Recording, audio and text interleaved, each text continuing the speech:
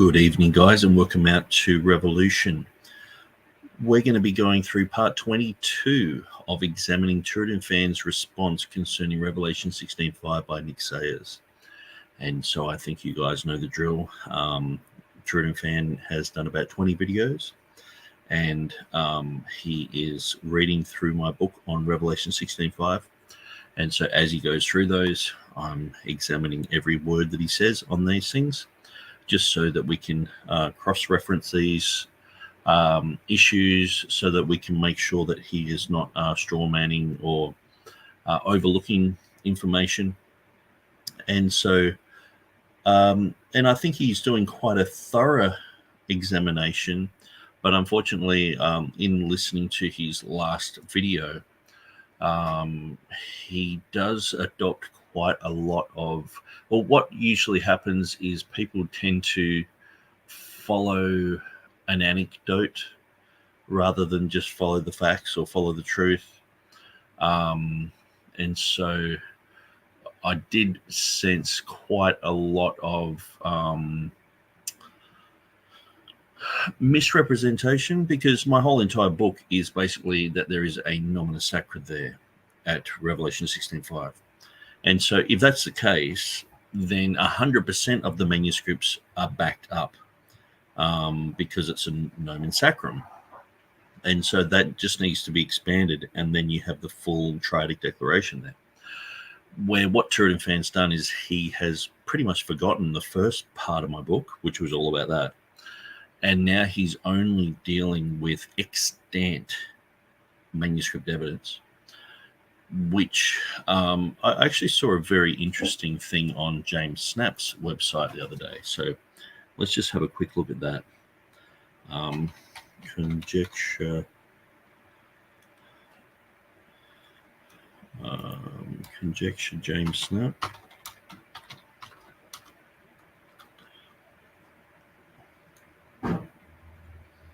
And maybe Revelation 16:5.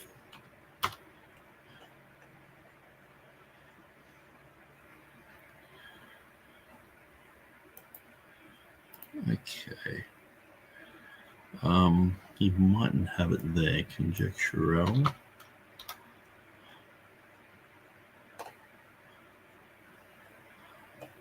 Okay, so I'll put it up here so you can see what I'm searching for. Maybe I'll just go to James Snap's page or website, and we'll just look for conjecture. And so, yeah, conjectural emendation. Now, I'm pretty sure it was in a comment.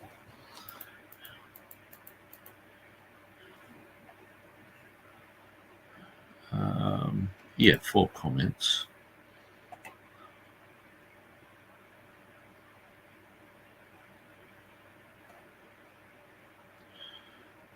I hate it when this happens. I'm like, I'll find it easily, and I can't find it. Okay, so this is the secret to finding anything on Google. Put it all in inverted, or quotation marks, sorry. So, Revelation 16:5. So this will even grab the comments and everything.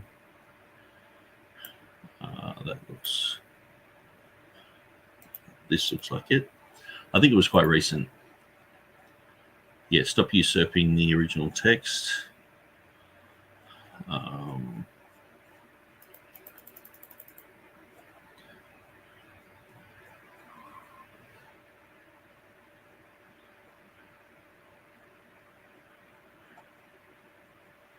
Okay, so 16:5.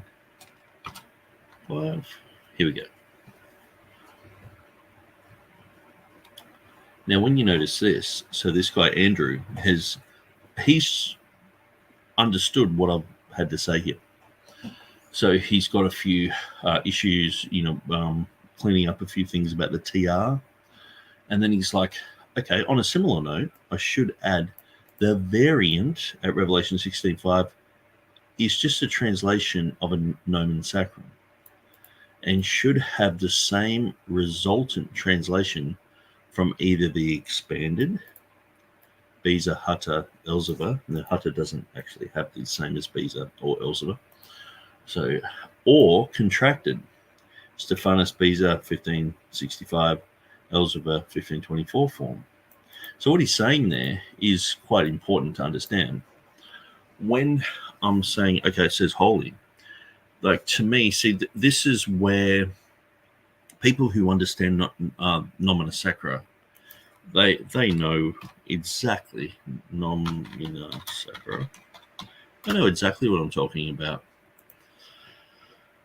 Now, TurretinFan the other day was just like, there's no line above it, so it's not a nomina sacra. It's like, okay, so it's just the name of Jehovah, you know, and I've gone to length to show that it was the name of Jehovah that was in the theophoric names. That was the first ever contraction in like a nomina sacra form in the Bible ever. But he's just overlooking all that. He's like chosen purposely to forget all that information that I put in the book and just go, well, let's just look at the does the Ethiopic have the 3 there and all this sort of stuff. And it's like, look, that's it. And this is one of the things where I guess it's sort of it's very frustrating when people don't look at all the information. I kept saying this to Stephen Boyce, because what he'd do is he'd look at one little thing and say, see, and it's like, well, that doesn't cancel out the other 15 things that I've mentioned. It's just another fact. If I found another fact tomorrow, that doesn't, if you debunk it, it doesn't mean you've debunked everything. You know, it's like, I don't think TurretinFan has really debunked anything. And so when you look at nomina sacra in its usual form, you find this type of thing. Now you look at this, it's 5 letters, Urenos as heaven, and you've got a line above it. But how are you going to have Ha'on, Kaho, and Kaho, Echomenos, or Esomenos, sorry. How are you going to have that as a nomina sacra? And that's what I've been saying all the way through. And then his conclusion is, it hasn't got a line on it. It's like, it's just quite frustrating. And so Wikipedia is actually pretty good with all this type of stuff. And if you look, it's got the row cross here in some of the nomina sacra that I've been talking about in my book. But as I mentioned, so this, you look at the Christogram, the Storogram, these are things that I've looked at, you know, in my book about how these mean certain words. And so, you know, where's the line above the Christogram and the Storogram? You know what I mean? It's a monogrammatic cross or a tau row, a ligature composed of a super position of the Greek letters tau and rho. And so there are different types of contractions. There are different types of nomina sacra. And so in Jehovah, you have the greatest candidate for a nomina sacra. Okay, so this is where I just can't understand how someone can't see this. Okay, it's not like I'm saying Mary or bananas or world or book, or I'm not even just saying, you know, Christ or Jesus or God or even Lord, in a sense where I'm showing it's the expansion of Jehovah. And that would be like, when you look at this list, I understand these are translations into English and they're Greek, you know, okay. But I mean, the first two, people date manuscripts by knowing that Theos and Kurios are going to be in a nomen sacra form, and a lot of the time the rest of the names aren't going to be. And then as time went along, it's like, okay, Jesus became a nomen sacra form, then Spirit, and then it got to the point where it's sort of like anything that was considered, you know, separate or set apart was in a nomen sacra form. And so Jehovah translates, kurios. It's like it's at the top of the list. It's not. I'm not saying something bizarre or strange. I'm saying this equals Jehovah. So this is something that James White had no idea about. Okay. So when I've discovered this, okay, well, Jehovah means exactly what Revelation 16:5 says. That's interesting. Then understanding that most commentators go, well, the triadic declarations in the book of Revelation is an expansion of I am, an expansion of Jehovah. That makes sense. And then understanding that, you would know, if you understood nomina sacra, that it's a good candidate to have nomina sacra on it. So anyway, that's the first part of my whole book. So now what TurretinFan is doing is, because I've shown that's been the vast majority of my case. And then I'm like, okay, so let's look at some other evidences. And now he's only going on those evidences, which I think he's misrepresented quite a lot of the evidence. I mean, even Hoskier is like, well, the Ethiopic has the future form there. And he's just sort of talked until it's like, I guess he's hoped that sort of went away.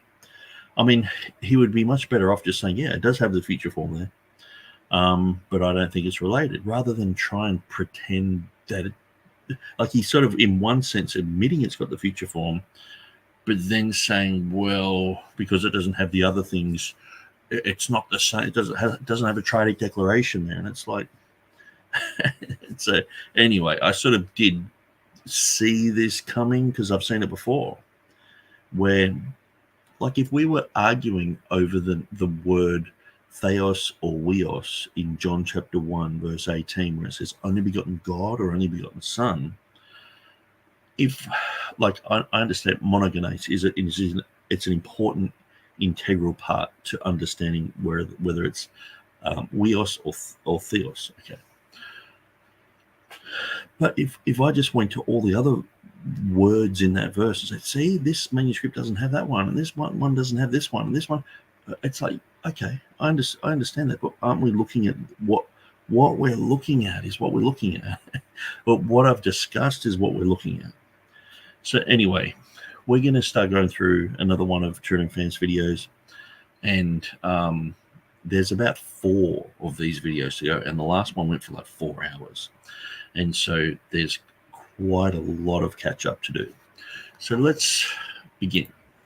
And so I might have to chuck TurretinFan on a bit of a faster speed, but we don't want to skip over everything. I don't care if I have to do another 50 videos on these 4. I'm going to go through them, and we're going to go through all this information. We're going to put it under the microscope. We're going to hold it up to the light. We're going to examine this. We're going to look at it. And we just want to make sure that what's being said here is accurate, because what I find is TurretinFan seems to just be believing scholarship rather than what's in front of his eyes. And what I've laid out in front of him, he should be able to see, yes, this is the name of Jehovah. This is the expansion of the name of Jehovah. This is the holiest name of God in the Bible. So, of course, people are going to try and protect that, and because they had nomen sacrum. And so just as much as Matthew 1, Matthew 1:1. Now, I've said this so many times, but it for some reason, it just keeps coming up. If we look at the manuscript evidence, so this is on my website here, we see, even in a lot of the Byzantine texts, we see the nomina sacra. So the Jesu Christu. Okay, and sometimes in the earlier manuscripts, we see Jesu Christu, Yuyo, David, Yuyo, and then Abraham. So we see all of that. You got 1, 2, 3, 4, 5 nomina sacra in a row. Now, we don't read it and go, Vivlos, Genesios, Ku, Yu, Dud, Yu, Abraham. Doesn't make any sense, does it? So what we did when we got to the age of printing, we put it like this. Vivlos, Genesios, Yesu Christu, huyo David, huyo Abraham. And so we expanded the nomina sacra so that we could read it properly. And so the expansion of the nomina sacra, the substitution is a somenos, because osios is just directing us to the fact that there is a holy, sacred name there. It's very easy to understand, and that's what I've said. That's what I'm saying. And so, just to go on, because I think even just with the manuscript evidence there, that blows James White's concepts out of the water. Okay, but let alone with the fact that if what I'm saying is true, like if you look at all the manuscripts of Matthew have this type of reading, there might be an odd mistake here and there, but I don't think there's any real variant in Matthew 1:1. If you didn't expand the sacred name, it would create a confusion. So that's why Beza has expanded that. Okay, and so that's why when we look at this quote here, it says, on a similar note, I should also add the variant of Revelation 16:5 is just a translation of a nomen sacrum and should have the same resultant translation from either the expanded edition or the contracted form. So in other words, if you know your stuff in textual criticism, you'll read through that and you'll see, oh, that's a nomen sacrum form. We need to expand that for people to understand what it's saying. Just as much as if we went through Matthew 1:1 and we saw all these type of readings, you expand. All of these are expanded in the Textus Receptus. All of these, if they do appear in the critical text, are expanded in the critical text. And so you don't just come across this type of word and go, I don't know what that means. You come across this word and it's spelled out for you. And so that's what Theodore Beza, he okay, I'm just seeing something that might be of interest. Revelation. Theodore Beza similarly was convinced that in Revelation 16:5 the original text referred to the one who was and is and shall be, even though the final phrase was not found in Revelation in any Greek manuscript, although it reoccurs elsewhere in Revelation, such as 1:8. Beza's reasoning apparently was persuasive to the King James translators. Okay, so that's something else. Anyway, so I'm going to shut these ones down and we'll get to the video.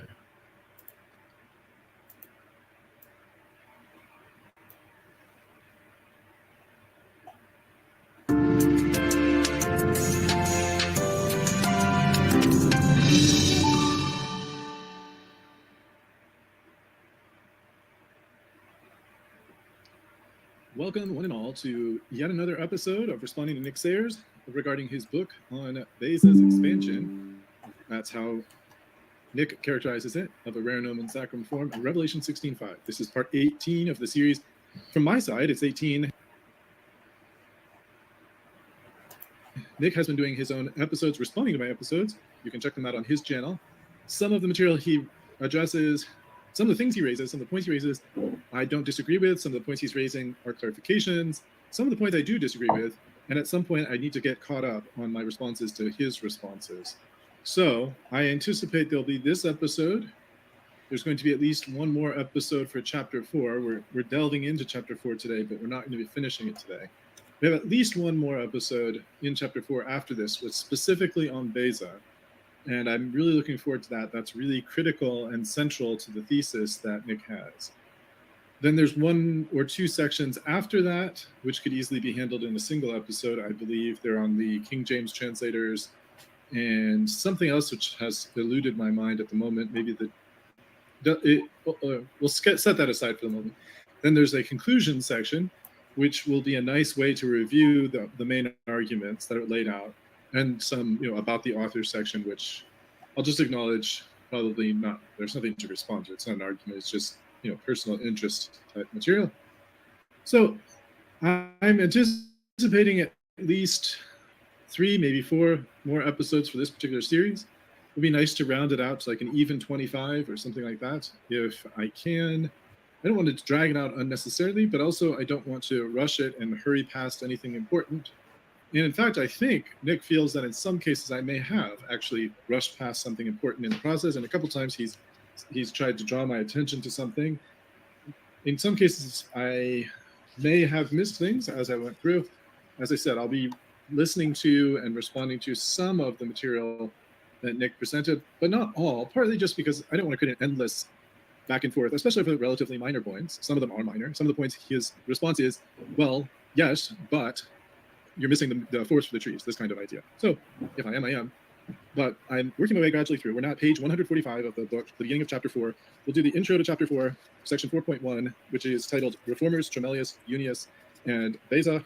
It's Junius or Junius. I'm not sure the pronunciation. I'll call him Junius or Junius. I'm not sure as it comes up. And then there's a section on John Calvin, everybody's favorite, and certainly an interesting character. So then comes Theodore Beza himself at section 4.3. That's not on the agenda today. And then after 4.3, which is a fairly good chunk, which is about 15 pages, then there's Walton's Latin translation before the King James translators, perhaps? Or maybe that's considered part of the Beza. I think it's part of the Beza section still. There's the King James translators, the Dutch Statenvertaling, which we've mentioned before, but that was the other section in chapter 4.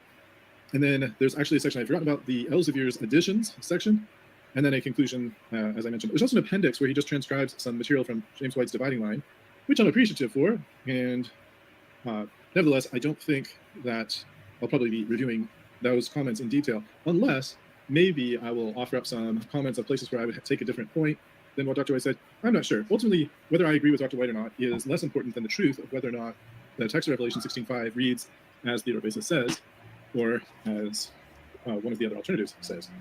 That's much more important than whether or not James White is right or wrong. But as you've probably noticed if you've been following the series, James White is a central figure and a central motivation for the series. So Nick has had some back and forth with Dr. White. We've seen Dr. White's name come up over and over again. Dr. White's book, The King James Only Controversy, which I thought I had here, but I guess I don't. Or maybe I do. Doesn't matter. Well, I think the thing is, imagine if TurretinFan, he's doing these rebuttals of my book. Imagine if he was talking about this and didn't bring up my name, or someone was watching these videos and was like, I'm not going to talk about Nick Sayers, he's my friend. It's like James White is entangled in all this. He's the one going around saying that people who follow this reading aren't people of truth. They're deceived. They're greatly deceived. The most egregious form of delusion and all this sort of stuff. He said some pretty wild things about us, and so we've tried to defend ourselves against this guy. In any event, his book was partly an inspiration for this, and also partly his comments on Dividing Line and so forth. So Nick has dug in, done the research, and produced a whole book about the single verse, and really not even the whole verse, just one textual variant question with respect to this verse. And I appreciate that he said that, because I'm looking at the issue of Asomonos. So while, what I find, if TurretinFan finds evidence for Asomonos, he just looks at every other issue in the verse, which I don't mind. That's fine. You can look at all that. But what am I actually saying? Because this is not just a study on Revelation 16:5. This is a study on what I'm saying about Revelation 16:5. And so it's got to be acknowledged. Okay, well, Nick says this. Yes, there is a future form there. But according to my own research, I don't think that's good enough because it hasn't got Lord, or it hasn't got this, or it hasn't got that. It's like you've got to be, you can't, just because you don't like my position or anything like that, you can't just throw the facts out and the truth out and the evidence out. Because Beatus of Libana, Homo halberstadensis, the Ethiopic, these are very clear indications of a future form there. The textual variant in the not in the manuscripts, although there is a textual variant in the manuscripts, but not this particular one. It's a textual variant issue between what Beza proposed and, by and large, the rest of the Greek manuscript tradition. The There is also support for the Greek reading that's in most of the Greek manuscripts in most of the versions. We've talked a little bit in a previous episode about the Ethiopic version. My conclusion there is that the Ethiopic version, although it uses a future form, verb. So it does use the future form, the verb. That nevertheless, the Ethiopic supports the Knust 28 reading. You see what I mean? The Knust 28 reading doesn't have the future form there. How can you come to that conclusion? It's like saying, if it had bicycles, motorbikes, and automobiles, and your reading didn't have automobiles, and mine just said, whether it says, just bicycles or automobiles, it has automobiles there. So how can you turn around and say, oh, it follows my reading when yours doesn't have that word there? How can you jump to that conclusion? To me, it's just bizarre. And I've seen this happen quite a few times where it's like, oh, well, this reading, I think it's just backed up by the NA28, and they've just made a mistake or something like that. I think it was with Beatus of Libana. And it's like, no, you don't get to choose. I don't get to choose, whether we think it's a mistake or whatever. We just go with the reading. And we say, well, is that a future form or not? If it is, it is. If it's not, it's not. You can't create an anecdote of, well, I think it's, the past and the present there equals, the future reading there equals the past and the present. So how do you get that? How come you're not just stating, okay, yeah, it's got the future form there, case closed? It's like, it's got the future form there, so, but that matches up with the NA28 reading. I'm like, how when the NA28 reading only has the past and the present? It's like, Jesus is the same yesterday, today, and forever, the past, present, future. Okay, if yours doesn't have forever there, okay, in your NA28, for example, I'm creating an example, so that there is no variant there, but just so people can understand this, if it has yesterday, today, and forever, and mine has that reading, yours doesn't have forever, and then we find a manuscript. Now, whether it has all three there or it has, yesterday and forever, it's got the forever there. You can't say that equates to yesterday and today. It says forever. It says the future form. So it says esomenos or the equivalent to esomenos in the Ethiopic, and in Beatus of Libana in Homo Halberstadensis. This is where I don't know, what can I do? I can lead the horse to water. I can't make a drink. There, or possibly the Knust 28 reading with an added chi. So the NA28 reading of the past, the present, and an added chi with no future. So that equals the Ethiopic form, future form. Probably with an added chi. So not the main text reading of the Knust 28, but the alternative reading that inserts a chi. So that's what the Ethiopic text supports. Even though it uses a future verb, there's a reason why that's not support for Beza's conjecture here. Even though it uses a future verb, it's like he's saying it's got the future reading, but that doesn't support the future reading. It supports the past and the present reading. I mean, this is linguistic gymnastics. That said, now we are getting into chapter 4, which we'll talk about the Ethiopic a bit. So it's good that I brought it up. It's good that the flow of the book has been in this direction. So we've already considered it. Now we come to chapter 4. He starts off with a quotation of John 12:28, which says, Father, glorify thy name. Then came there a voice from heaven saying, I have glorified it and will glorify it again. Then Nix quotes from James White, who said on his Dividing Line program concerning this 1549 Ethiopic Bible, with the reading shalt be, a couple of simple questions. Did Beza have this information? Answer, no. So was Beza engaging in a conjectural emendation? Yes. So, well, we'll investigate this question. My initial thought about this was that I tended to agree with Dr. White in this comment that Beza didn't have this information. And we'll talk about that a little bit more because that's what this chapter is partly about. 4.1, Reformers, Tremellius, Unius, and Beza. So, and this is what I can't understand. Okay. Now, before so TurretinFan has looked into my book, he really didn't know anything about the link, even the etymology of Jehovah. Didn't know about the theophoric names, didn't know about really anything to do with the name Jehovah. Okay. Didn't really know much about the Triadic Declaration. Okay. Didn't really know much about this topic at all. And that's fine. I didn't know about this topic at all until I studied it. Okay. And came to a lot of these conclusions. And so when we're examining this, like this issue here, a couple of questions. Did Beza have this information? Answer, no. So was Beza engaging in a conjectural imitation? Yes, that's what James White says. So how do we know that Beza didn't have the information? Now, what I noticed in the latest video that TurretinFan did, I was halfway through saying something.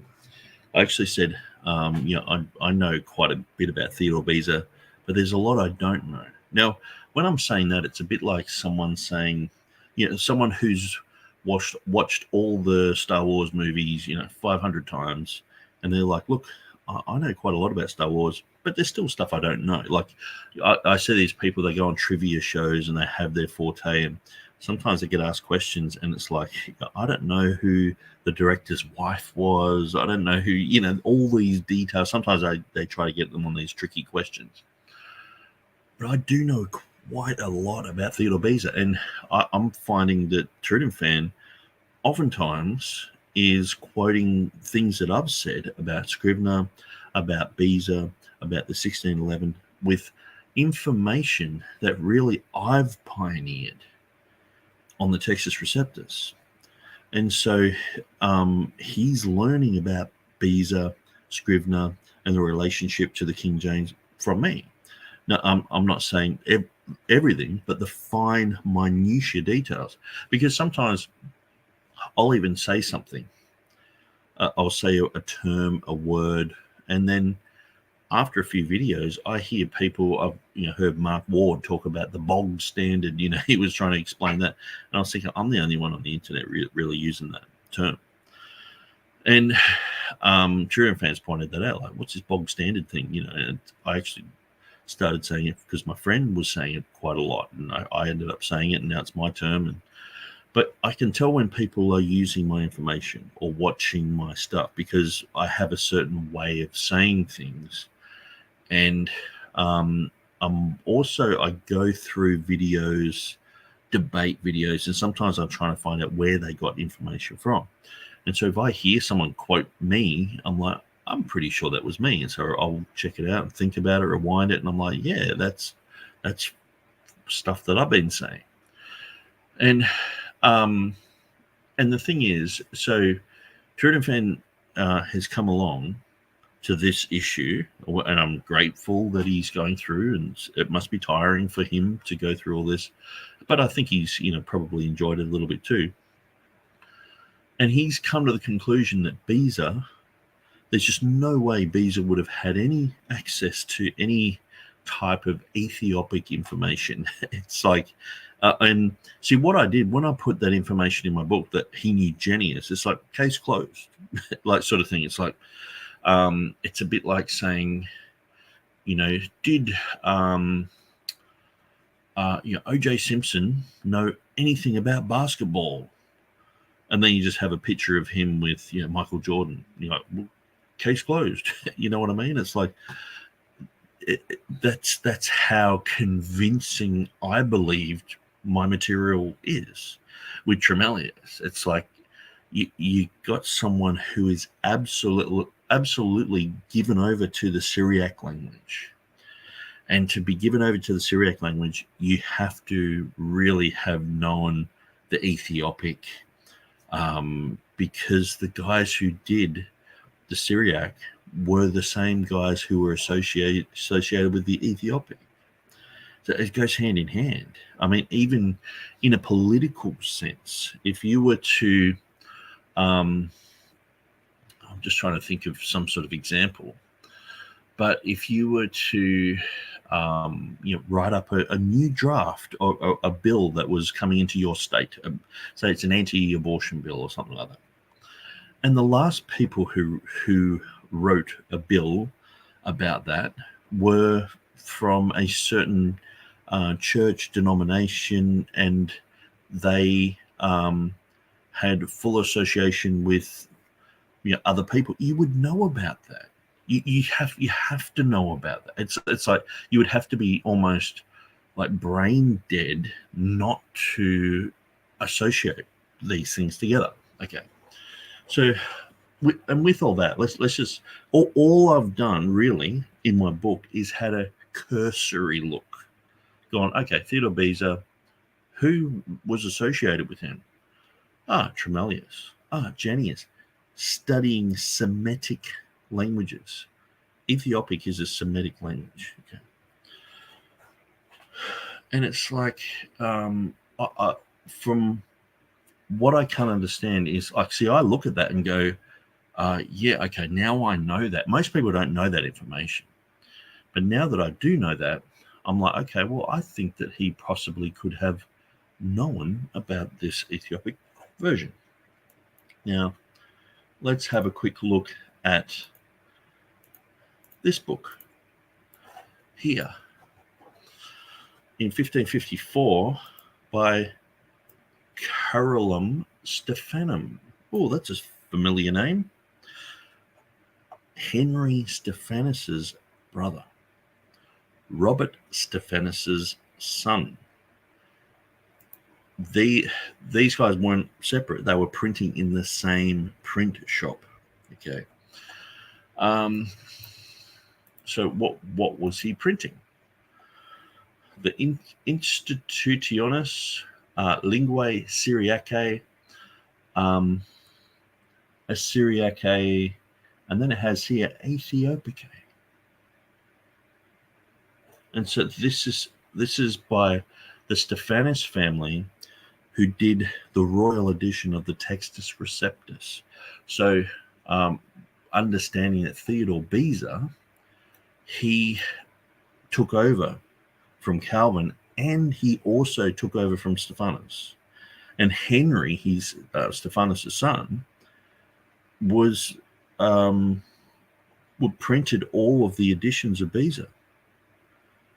And so here's the other brother writing a book on the Ethiopic. Edita est ad calcum nui testamenti. And so this book is about the Syriac linguistics, and it looks in the Hebrew, Greek, and Latin, Chaldea, but it also goes into the Ethiopic. And so to say that Theodore Beza didn't know, so these are the sort of books, when I was going through and looking at Tremellius, I'm like, oh yeah, well, that's interesting, the Syrian. And I remember when I looked into Tremellius, I was fascinated by his edition because it was in the Hebrew script and all that. But I actually became more fascinated with the Lai Hata, because he's an amazing guy. But when you go through here, there is actually a whole section on Jehovah. So, got the alphabet, happening here.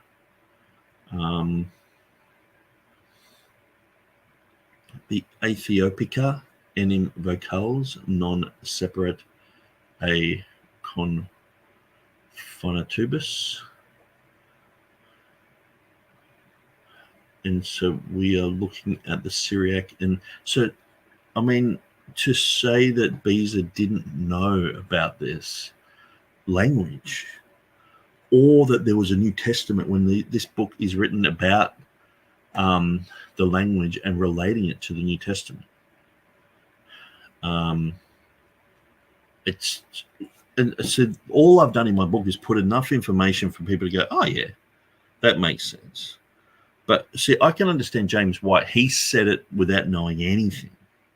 But see, now TurretinFan's saying exactly the same thing, knowing lots. And that's why it's like, well, how far do I have to dig? You know, and so I guess this is another one of those books sitting on the shelf that Beza would have gone, okay, in 1554. So this is 2 years before he used this guy's dad's Textus Receptus edition and wrote annotations on it, all about the Greek, all about Latin, and all about Hebrew. Because he does do it. Or does he do a commentary on the Hebrew? I'm pretty sure he does a commentary on the Hebrew. I might have to double check that, but you think that he would have gone? This is 91 pages. Think he would have gone through this, like as a Latin expert, probably one of the greatest Latin experts of that whole era.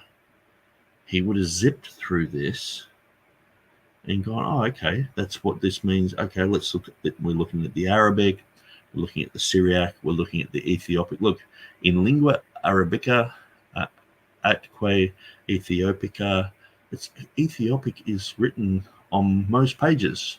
It's talking about Chaldee. It's talking about the grammatical function of this language. The building blocks, the L, Arabs, Italy, Hispanic, so the Italian, the Spanish. And so, yeah, when we go through this, I was just looking through before and I found this section. Maybe I've got it stored somewhere else. I tried to find it in a few different forms. Yeah, I think it is this one because I remember the format.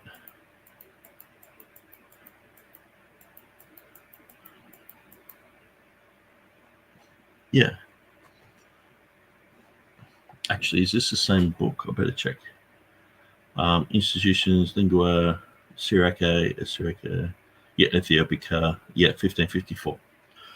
Same book. Okay, so it's got a section, De nomine Jesu et Jehovah, the name of Jesus and Jehovah. And so Hebrew, Syriac,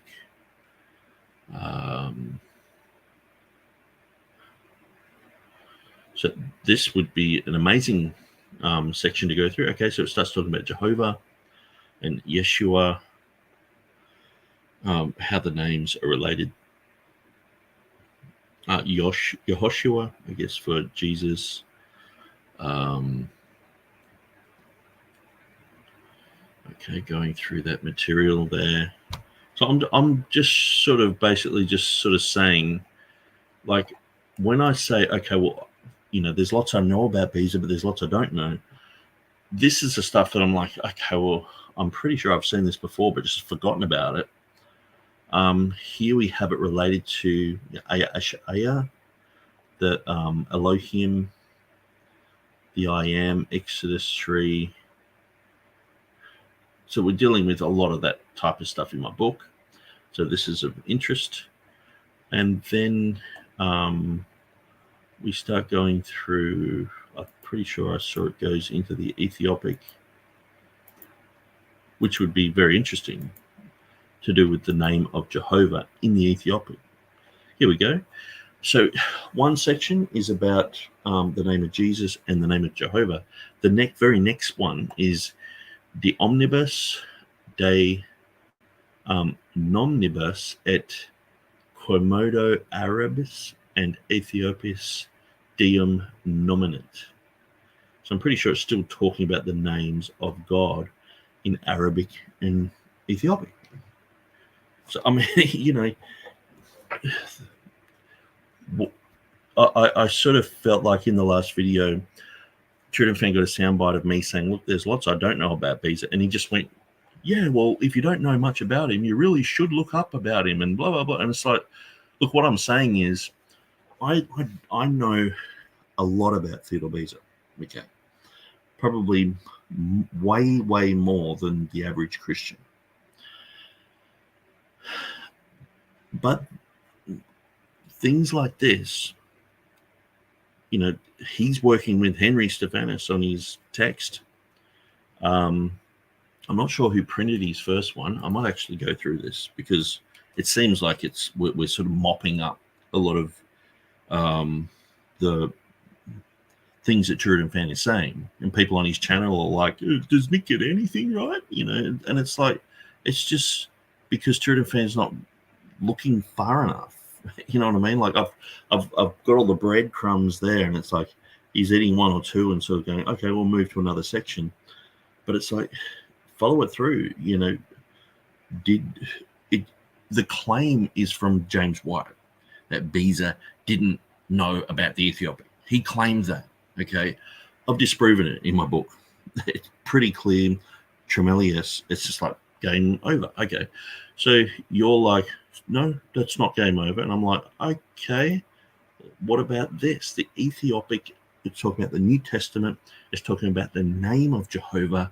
And this is written like, what, 6 years after the New Testament came out in Ethiopic. I mean, yeah, would Tremelius have read this? Absolutely. So he knew about these links to there. I mean, so the thing is, I guess in my mind, I'm thinking that TurretinFan understands that the Syriac and the Ethiopic go hand in hand most of the time, and the Arabic language. These are Semitic languages. It's like talking about French and German and English. There's lots of overlap there. Okay, so what was I going to do?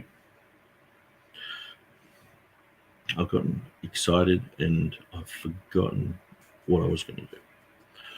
Okay, so yeah, so you got the Ethiopic here. Let's just continue through this. And then by then I'll remember like the goldfish moment. I'll swim around the room and be like Dory, like, oh, that's right. That's what I'm doing. Okay. Just looking for anything that says about Jehovah, the Ethiopic. Okay, so here we've got a bunch of names. Jehovah, the Tetragrammaton. And so this is still under the heading of the Arabic and Ethiopic. Okay. So this must be the way that it's pronounced, I guess, in the perhaps, well, this is Pythagoras.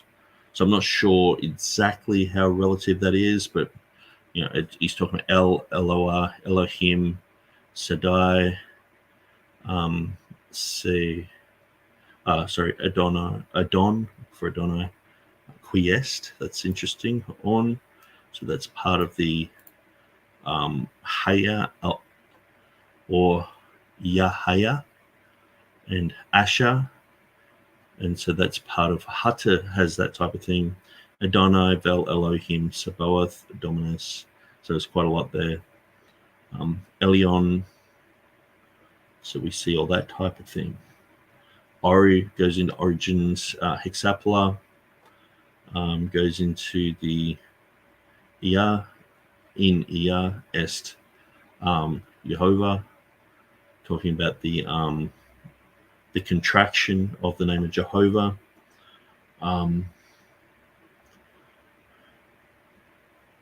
So just seeing if there's much more here. Okay, so that's what I was going to do. Matthew 1:1. I think I've already got it up. Anyway, because this is where I have all the editions. So let's go down to Beza. Okay. Theodore Beza. Okay, so that was Robert Stephanus. The father did this. So who do you think would have been the mastermind behind this book? The son, Charles, or Robert? I think Robert probably said, hey, Charles, I've got a project for you. Got him onto it. perhaps Charles did it on his own initiative. Do you think Stephanus would have known about that happening in his own print shop?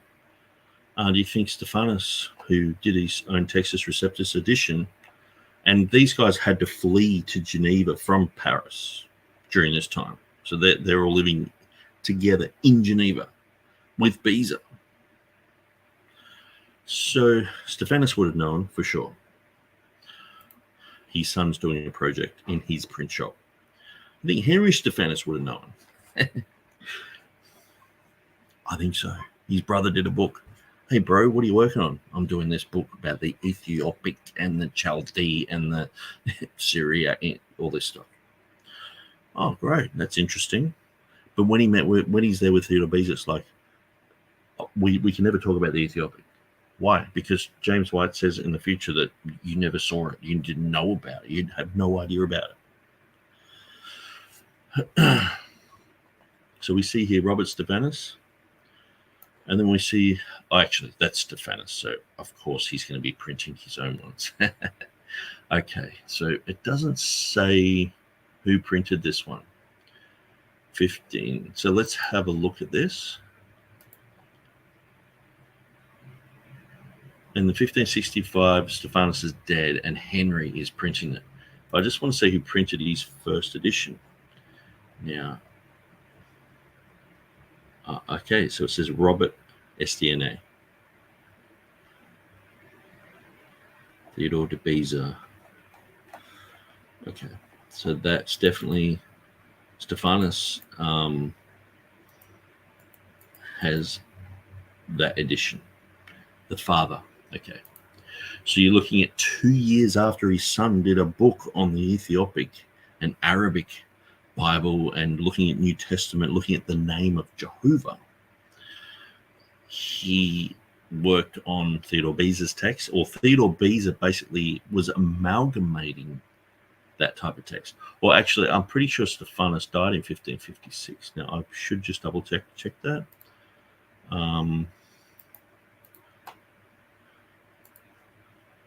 It can be confusing to when people have died. Okay, 1559. So he was there for the, Syriac Ethiopic book in 1554, and then 2 years later for Beza's edition. But I guess they never talked about it, And I see at the same time, I'm pretty sure that Tremellius, the 1555 Syriac had come out, and then Tremellius, 10 years later, did an edition. So it was in 1569. He did an edition of a Syriac. So what, he wouldn't have known about this book either. So it's just that's what I'm saying. It's just like, come on, guys. Give me a break, for crying out loud. How much information do I have to give you? And it's just one little statement of James White. This is why I'm like, man, is he the magisterium? Is he the Pope? He just goes, Beza wouldn't have known about this. And everyone's like forever like, Beza wouldn't have known about this. Beza wouldn't have known about this. Beza. I'm like, yeah. And so I'm sure I'm just getting closer and closer to the point where I don't know, Beza probably wrote a book about it. You know what I mean? It will get to that point probably. So yeah, he's talking about, different names, talking about the Greek, and the Arabic. Very interesting, because no doubt if he's expanding the name of Jehovah here, then it would have it in the Arabic, but it would also have it in the Ethiopic. Okay, so he's looking at here's the Ethiopic again. So it has Almak. So I'm pretty sure what they've done is they've just put it into the Arabic script, a bit like what Tremellius did years later. Elmak, El Giza, El Zigaba, Dominus, Hokurios, okay, is El Giza. Interesting.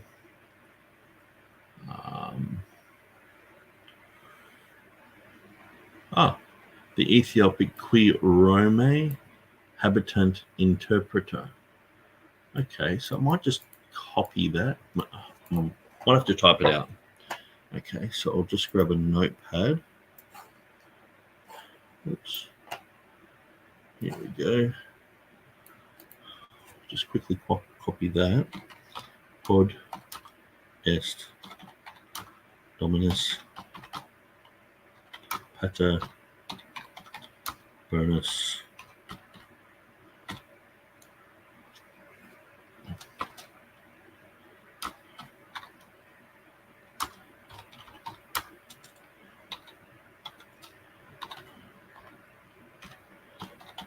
Ethiopes qui Rome habitant interpret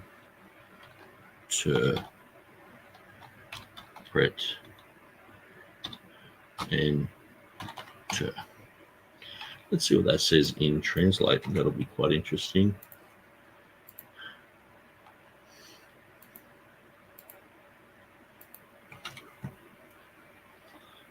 Which is the Lord, the good Father, as those Ethiopians who dwell in Rome interpret. They didn't know about the Ethiopic as if Theodore Beza knew about any of this stuff. Okay, so here's Robert Stephanus. He's 2 sons. We had 4 sons, I think, but 2 of them, one became Theodore Beza's main printer. Okay. The other one prints a book about the Ethiopic and Syriac in 1554. So the son of the guy who did the Textus Receptus, I guess, you know, this still, like what's the bet? Should we bet that TurretinFan will still say Beza didn't know about it? You know what I mean? Like, and then I'll just, you know, search around for another couple of hours and go, look, we found this other thing, you know. I mean, he's saying that in Rome they interpret it this way. Do you think Stephanus knew about the Roman Ethiopic edition? Do you think that his son was skillful enough in his scholarship to know about this? Do you think these guys were hanging around with Beza a lot? I mean, his brother was his main printer. His dad was, you know, did the previous editions of the Textus Receptus. So, you know, this is just yet another thing that it's like, come on, guys. You know, when are you going to just say, okay, well, Nick's got a good point there. Beza probably did know about the Ethiopian. Fine. Because all I'm trying, it's not my point. It's James White's point. And so this is the thing. I can't not bring up James White here because TurretinFan is behaving just like James White. But even worse, because it's like we're digging even further. You know, I only showed James White the Ethiopic reading, and he was like, did Beza know about this? No. So that just became parroted. Like if anyone wanted to debate Nick, it's like, what bullet point should I have? Beza never knew about the Ethiopic, you know, and so Stephen Boyce has said that, TurretinFan said that, and it's like, okay, I'll do a little bit more scratching around. You see, the thing is, like, I haven't even gone through this to the point where I've exhausted it. But and that's the thing. When I say I know about Beza, and you're like, well, you should really know more about Beza. It's like, okay, well, you didn't know about this. And it's like, how much further do I have to go to prove my point? Look, Jehovah. He's talking about Jehovah in depth about the names of God. Like we're going through page after page. In the Talmud, it says this. And so this is the thing. This isn't just Hebrew. This is the Syriac and the Ethiopic in the Hebrew languages. Now, there's a Talmud, so that would be. But it's like when he's quoting the Ethiopic, when he's quoting the Arabic, it's in the Hebrew letters. And so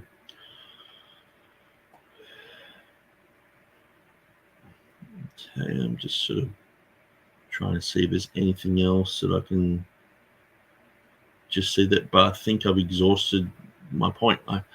Hopefully TurretinFan will go, yeah, good point. Yeah, and all he has to do is just go, okay, Nick, I think Beezer probably did know about the Ethiopic. But see, then it comes down to, but did he know Revelation 16:5 in the Ethiopic? I bet you didn't. No. And so, does he say it in his annotations? No, he doesn't. So he didn't know about it. And I'm like, okay, did he know about the Spanish Bear Bible?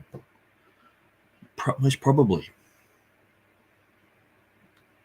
Does he mention it in his annotations? No. So it's like you put this impossible standard on top of what I'm doing, and how much more do I have to show of this? So anyway, I'm just trying to go through, because what it's really talking about is, so say like in the book of Matthew, for example, there are a lot of Hebrew words like raka, and so I just noticed it's talking about that there. Diraka, Mammona, Concilio, and so these are words that appear in the Greek, and they're just transliterated. And so how do these appear in the Arabic and in the Ethiopic? So yeah, it's quite interesting. I haven't seen Ethiopic mentioned anymore down here. Okay, so we have Syriac, the Talmud. Okay, so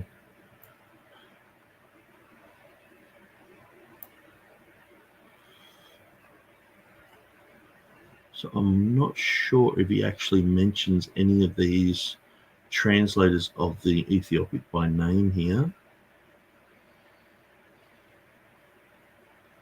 but it wouldn't surprise me. Anyway, I think I need to go through this in my own personal time.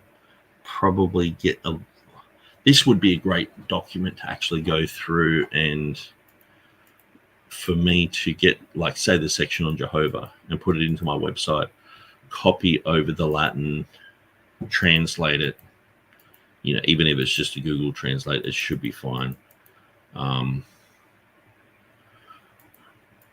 That would be really interesting to go through. But like, you can see what I mean. Like, there's just so much work to do just because James White just had some mildly angry moment. It was a passive aggressive moment, I guess you call it, where he's just like, no, and everything's negative. No. The nomen Jehovah fell Jehovah. Very interesting.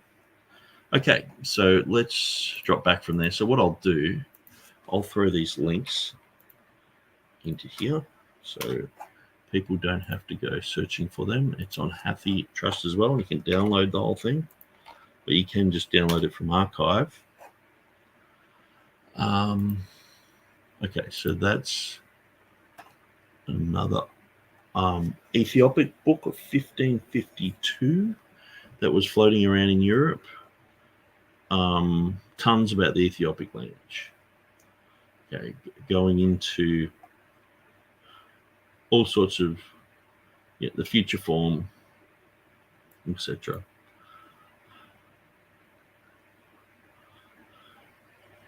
And so that would be a very interesting one to look at.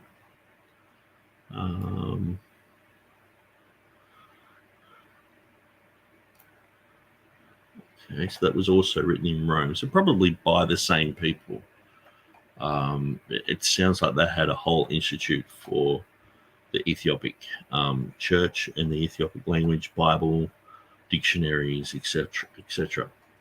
So when TurretinFan's saying, Theodore Beezer would never have been able to even read it, and it's like, well, has he exhausted and read through all this to see if they actually talk about those things? yeah, there's quite a lot here.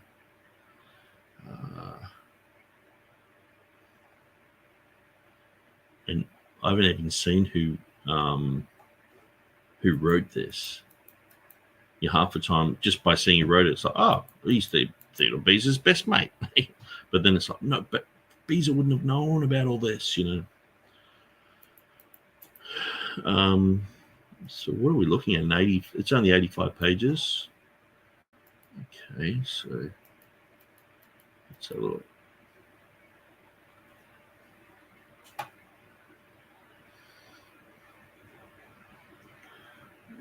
Okay.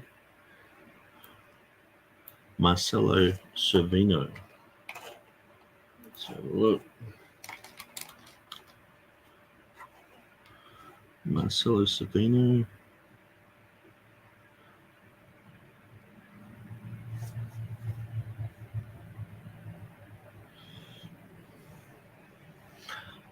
He was the Pope. Oh my gosh, this is the guy I mentioned in my book. It's like it just gets worse for these guys. Like if they didn't double down on all this and just went, oh yeah, well maybe Beezer knew about this. This is the guy. Like I'm pretty sure even in the video we're about to watch, this guy's mentioned. Okay, so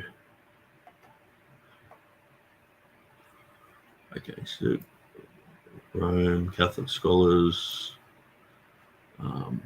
Marcello Cervini, Pope Marcello Cervino. That's got to be him. So that book that I was just looking at, where are we? This one here. Or maybe it's dedicated to the Pope. Okay, so I've got to be careful. I'm like, he wrote it. Well, it's dedicated to him, so it's a pretty big deal. And I guess he headed up the Syriac edition. So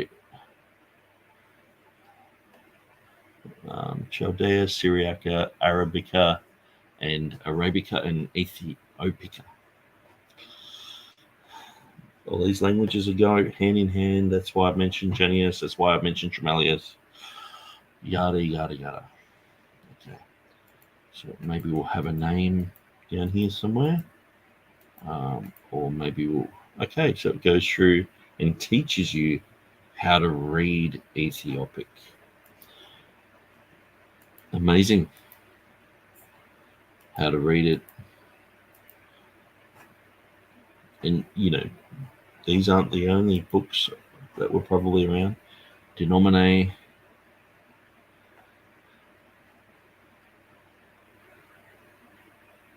I guess, that's the noun. Nominum. Genera. Okay, masculine. Articularum. Like a declension.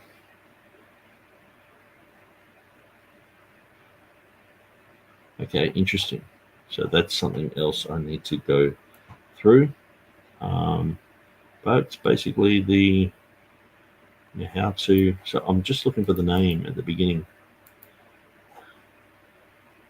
Okay, so where are we?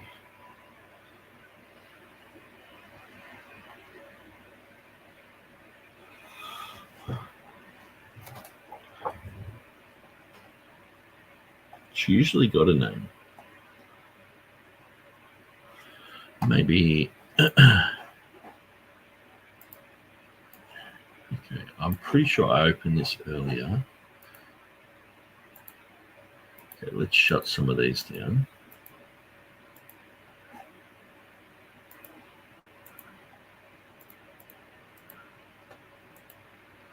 I've got to copy that.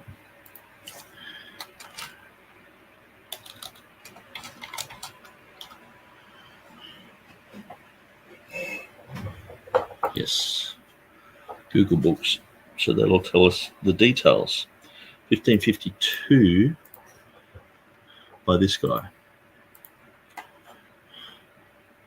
Marianus Vittorio. Okay. So I don't know anything about Marianus Vittorio. It doesn't look like he is a popular guy. Let's go to Google.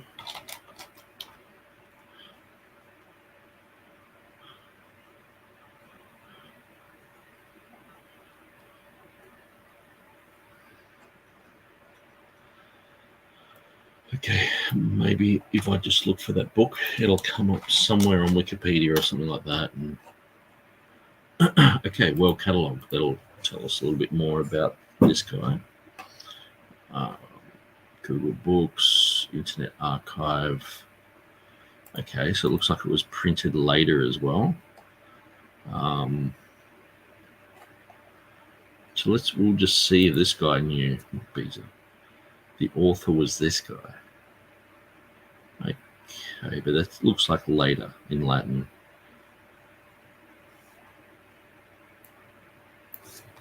Anyway, I'll search for this guy. Maybe this is him. Just sometimes the names change.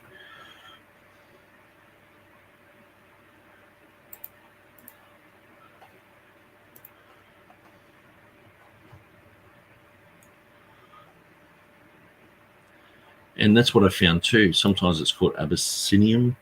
Sometimes it's spelled Aethiopic with an A-I-T-H. Aethiopic. Okay. I think that's him.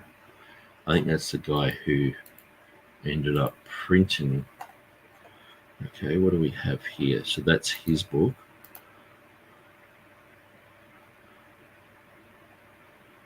Rome. Chaldee. But it looks the same, doesn't it?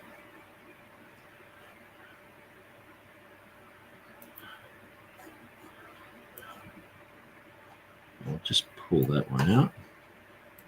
Let's have a look at that. Let's see if this is the same book. I think it is the same book. Oops. Yes. It's got the Ethiopic at the top. Chaldee Seb Ethiopicae Linguae Institutionis.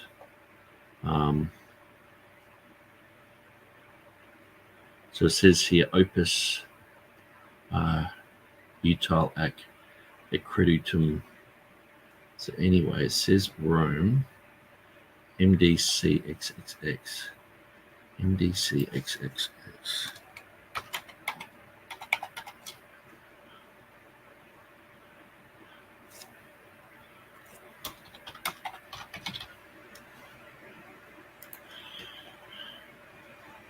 $16.20.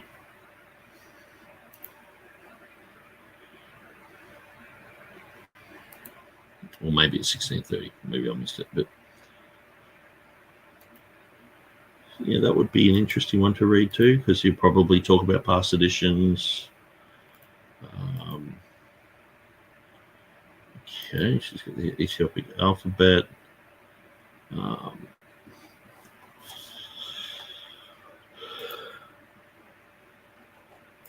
Amazing. All right, well, but that's later. So we've got this other one here. Where are we?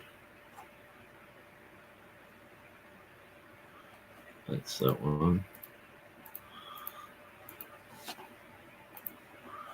Now, oh, actually, I pulled it away. Now, I hope you're not bored with this, but I have to do this. And this is one of the problems with when people just make claims and they're not backing it up with facts. And also when they're just going on what I'm saying. Like yeah, search this out for yourself, you know.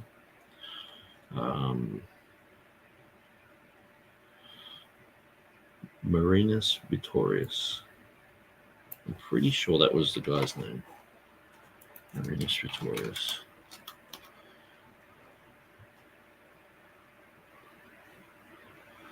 Yep.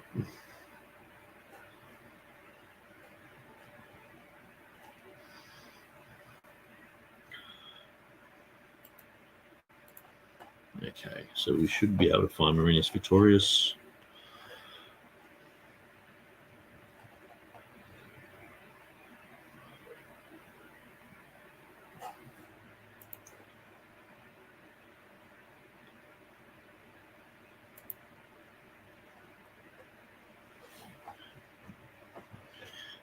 Okay. So it looks like that's the latter edition. Okay, so 1609, 1579. So that looks like an older edition.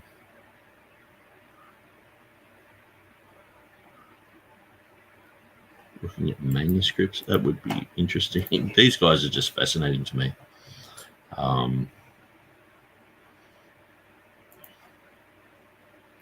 Don't even know what it means. Let's have a quick look. Translate.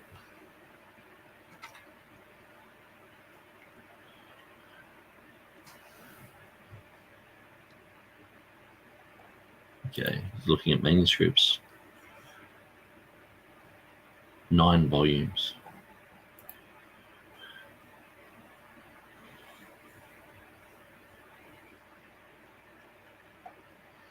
So it does look like this is the guy.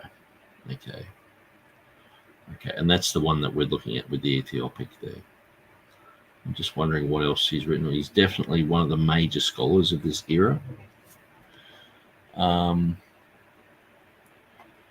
Now let's show 50 here. So we've already looked at quite a few. Yeah, the Chaldee Ethiopic one. That one. Okay.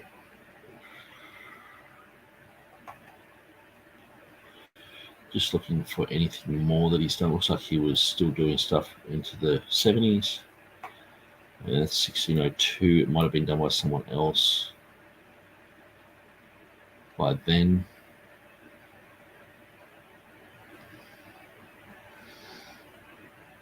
Okay. But this guy definitely knows Greek and Ethiopic and everything. So, okay, he's talking about geese here. Okay, but that looks like that book that I looked at before, which seems like a second edition of the one that Victorious has done. So 62.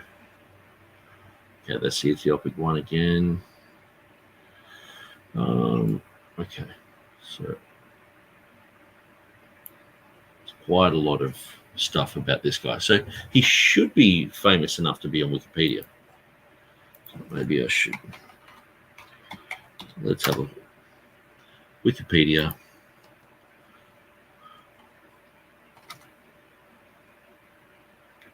Oops. What was I looking at? His name here.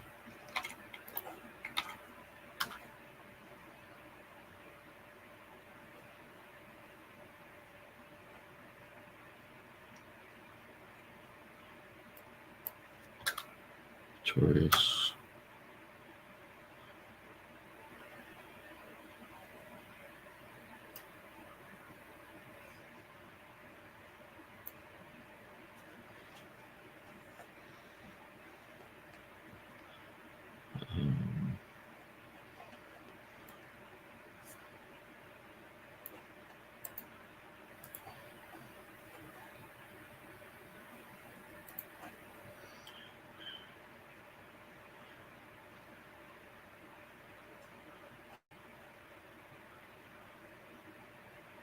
Victorious.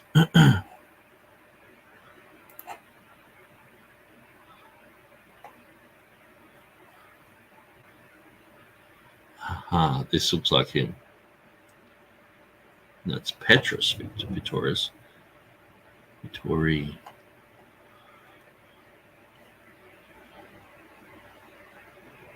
But I do think he's got something to do with it.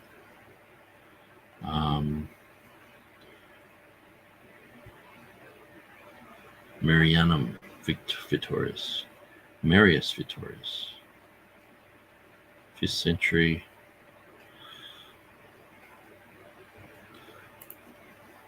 Vittorii.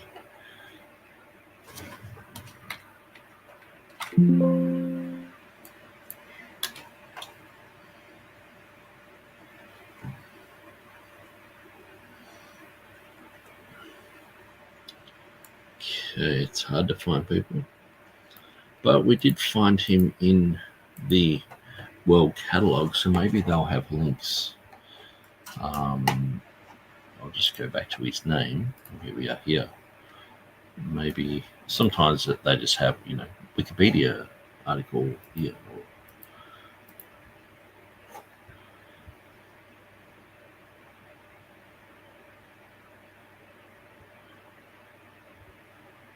Okay. Audience, subject. Wow. So Plantin was a printer. Victorious looks like he was one of the main guys behind the Plantin polyglot. Very interesting. Maybe I should look up Plantin polyglot. And maybe his name will come up in a different form. Okay, so Plantin polyglot. Where are we? There's a search bar on this thing. Yeah. There.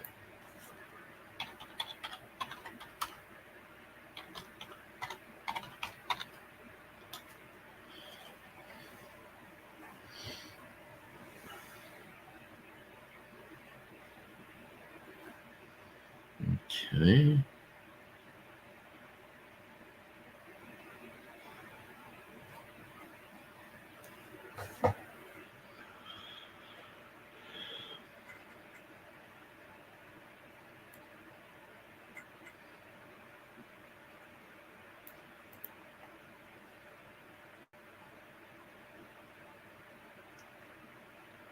Doesn't say much.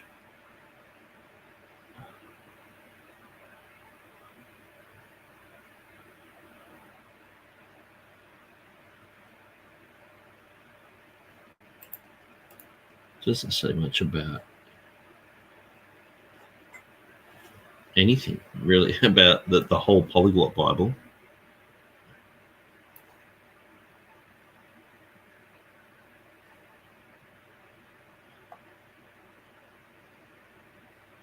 Doesn't really say much at all about it.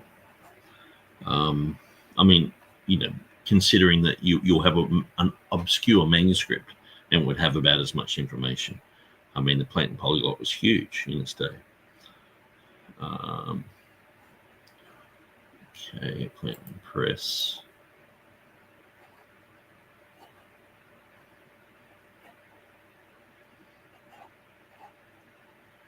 Okay, parallel text in Latin, Greek, Syriac, Aramaic. So I had the Syriac and the Plantin polyglot. That's interesting. So I wonder if they actually reference the Ethiopic in that edition, in commentaries and things like that, because they talk about the Syriac. Okay.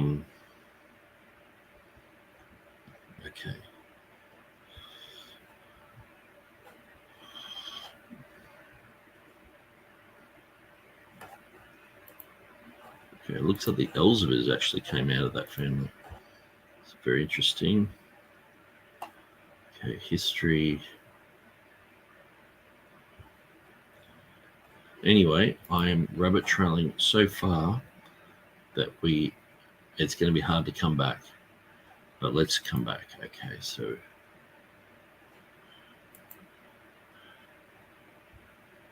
let's shut this down. Shut that down. But I think if TurretinFan watches this, I think he's got a long way to go to explain how this could have escaped the knowledge of Theodore Beza, the main guy in Geneva. So these guys are printing in Geneva about the Ethiopic. Now, this would have been printed in Geneva. Let's have a look.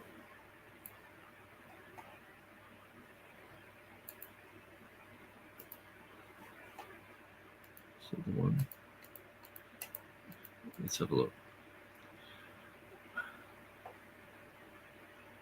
That was printed in Paris. Okay, so that would have been just before they fled to Geneva. So Robert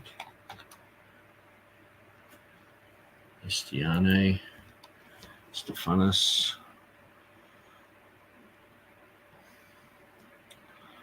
Okay, in 1556 he became, so this is 2 years before they fled to Geneva, and 3 years before the dad died. Okay, so you got Henry, and I just want to show one thing as well. So this is going to be a bit of a video of just sort of going through and going, okay, I've listened to enough of TurretinFan's stuff to know what he thinks about some of these people. And so let's have a look at the whole claim of that Henry, he was just a young guy who didn't really know much. So how could have he collated manuscripts? So you have this story that Beza got the reading from a collation of manuscripts. He never looked at manuscripts himself, you know. Then it's like, well, who put those manuscripts together? Well, Robert Stephanus got his son Henry to do it, you know, and Henry is just like a pimply faced, you know, PlayStation playing, you know, loser guy, doesn't really know much, you know. It's just sort of like, no, let's just skim through some of the basics. Okay.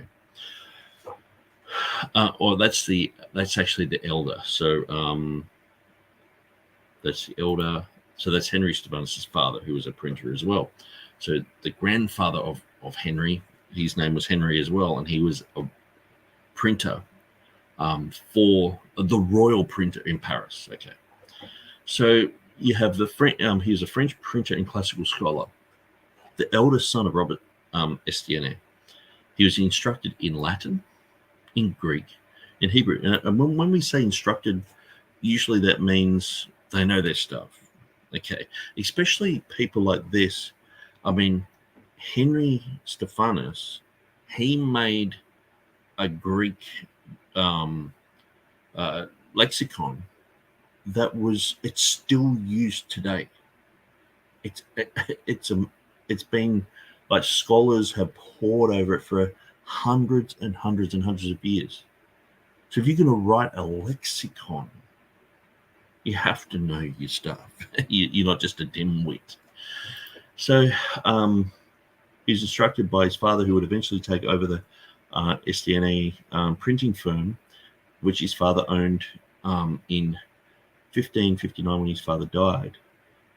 His most well-known work was the Thesaurus Graecae Linguae, which was printed in 5 volumes. The basis of Greek lexicography. No thesaurus, isn't this? No thesaurus would rival that of Estienne's for 300 years. So he wrote the book on Greek language. So wouldn't you go in the back of your mind, this guy knows his stuff, not he's just an idiot and he collated those manuscripts. Beza, you know, I'm not saying TurretinFan's talking like that, but this is the type of drivel that I hear from critical text people. If you want to believe what they're saying, I mean, okay, so among his many publications of Greek authors, his publications of Plato are the source of Stephanus's pagination, which is still used to refer to Plato's works. Estienne died in Lyon in 1598. So he's born in Paris, instructed in Greek, Latin, and Hebrew, and typography. Picked up some Latin as a child. It was a multinational household, instructed by Pere Danes in Greek, French. He began working for his father's business at the age of 18 and was employed by his father to collate manuscript Dionysius of that guy. In 1547, as part of his training, he traveled to Italy, England, Flanders, where he learned Spanish and bruised himself in collecting and collating manuscripts for his father's press. Busied, so I shouldn't say bruised. Around 1551, Robert Estienne fled to Geneva with his family, including Henry Estienne, to escape religious persecution in Paris. The same year, he translated Calvin's Catechism into Greek, like from Latin into Greek, which was printed in 1554 in his father's printing room. So is there any reason why people would think that he's not capable? So, he was 18 or whatever. It's like, SDNA published the Anacreon in 1554, which is his first independent work. Afterwards, he returned to Italy to assist the Aldine press. That's interesting. In Venice. In Italy, he discovered a copy of Diodorus Siculus in Rome, and returned to Geneva 1555, 1557. He likely had a printing establishment of his own, advertising himself as a Parisian printer. I've got to skip over lots of this, or we'll be here forever. So this is the front page. Notice the same thing on the Ethiopic. So this is Henry Stephanus. Okay. So this is Thesaurus, Texe, Hellenikes, Glosses, so the thesaurus of the Greek language.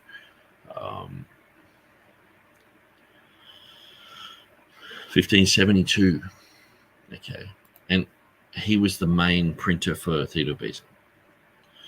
Okay, so Plato book. Casaban. He's a very interesting guy.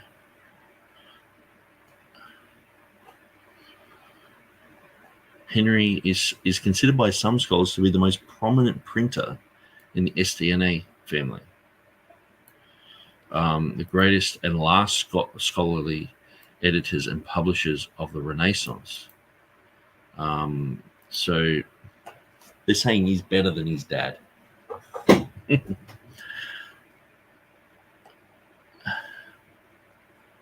Okay, so anyway, I think you get the point. Where exactly are you seeing that he is not capable?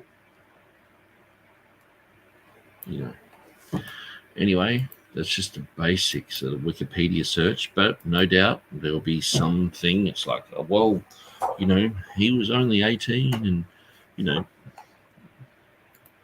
anything to come against the Textus Receptus. And here's his brother writing a book on the Ethiopic. Very, very, very interesting information. Okay. And so, just on another thing, when we look at this book by, I'm pretty sure this is the translator, what's his name? Richard Brett. Now, there was a certain part of this which was in the Ethiopic. Actually, maybe it's not this book here. Oh, there it is. And so TurretinFan's, copied, and he's basically making the claim that this is the only bit of Ethiopic that he knew, because this is the only bit that was published. I mean, where on earth are you getting this? Like, are you serious? Are you like, even just a quick look at Stephanus's material? The Stephanus family, probably the biggest printers in Europe for hundreds of years, they printed a book on Ethiopia. This other guy has printed a book on, where was his one? Anyway, I think I shut it down. But it's like, the entirety of Richard Brett's published work, as it pertains to the Ethiopic, seems to be the following 6 words. It's like, why is it always just the lowest? And to me, this is like Gail Riplinger conspiracy stuff. You know what I mean? Like seriously, with just what I've shown you with these books, wouldn't it, imagine if Gail Riplinger said, Erasmus didn't know Hebrew. Okay. And I was like, no, I'm pretty sure he did. And she's like, no, didn't know Hebrew. No. And then all the fanboys are like, or fangirls, whoever's following Riplinger, they're like, no. And it's like, then I just show, oh, no, he does. he was friends with Ruckman, who was probably the guy who revived the Hebrew language. Not good enough, not good enough. It's like, I mean, just look at this. And why do I have to go to this extreme length for you to go, yeah, that's a possibility, and not to, just go, oh no, it's still not a connection. No, it's still, Beza doesn't say that he's looking at the Ethiopic. It's like, you for real? I mean, in Paris, Stephanum, his dad did the Textus Receptus. It's like,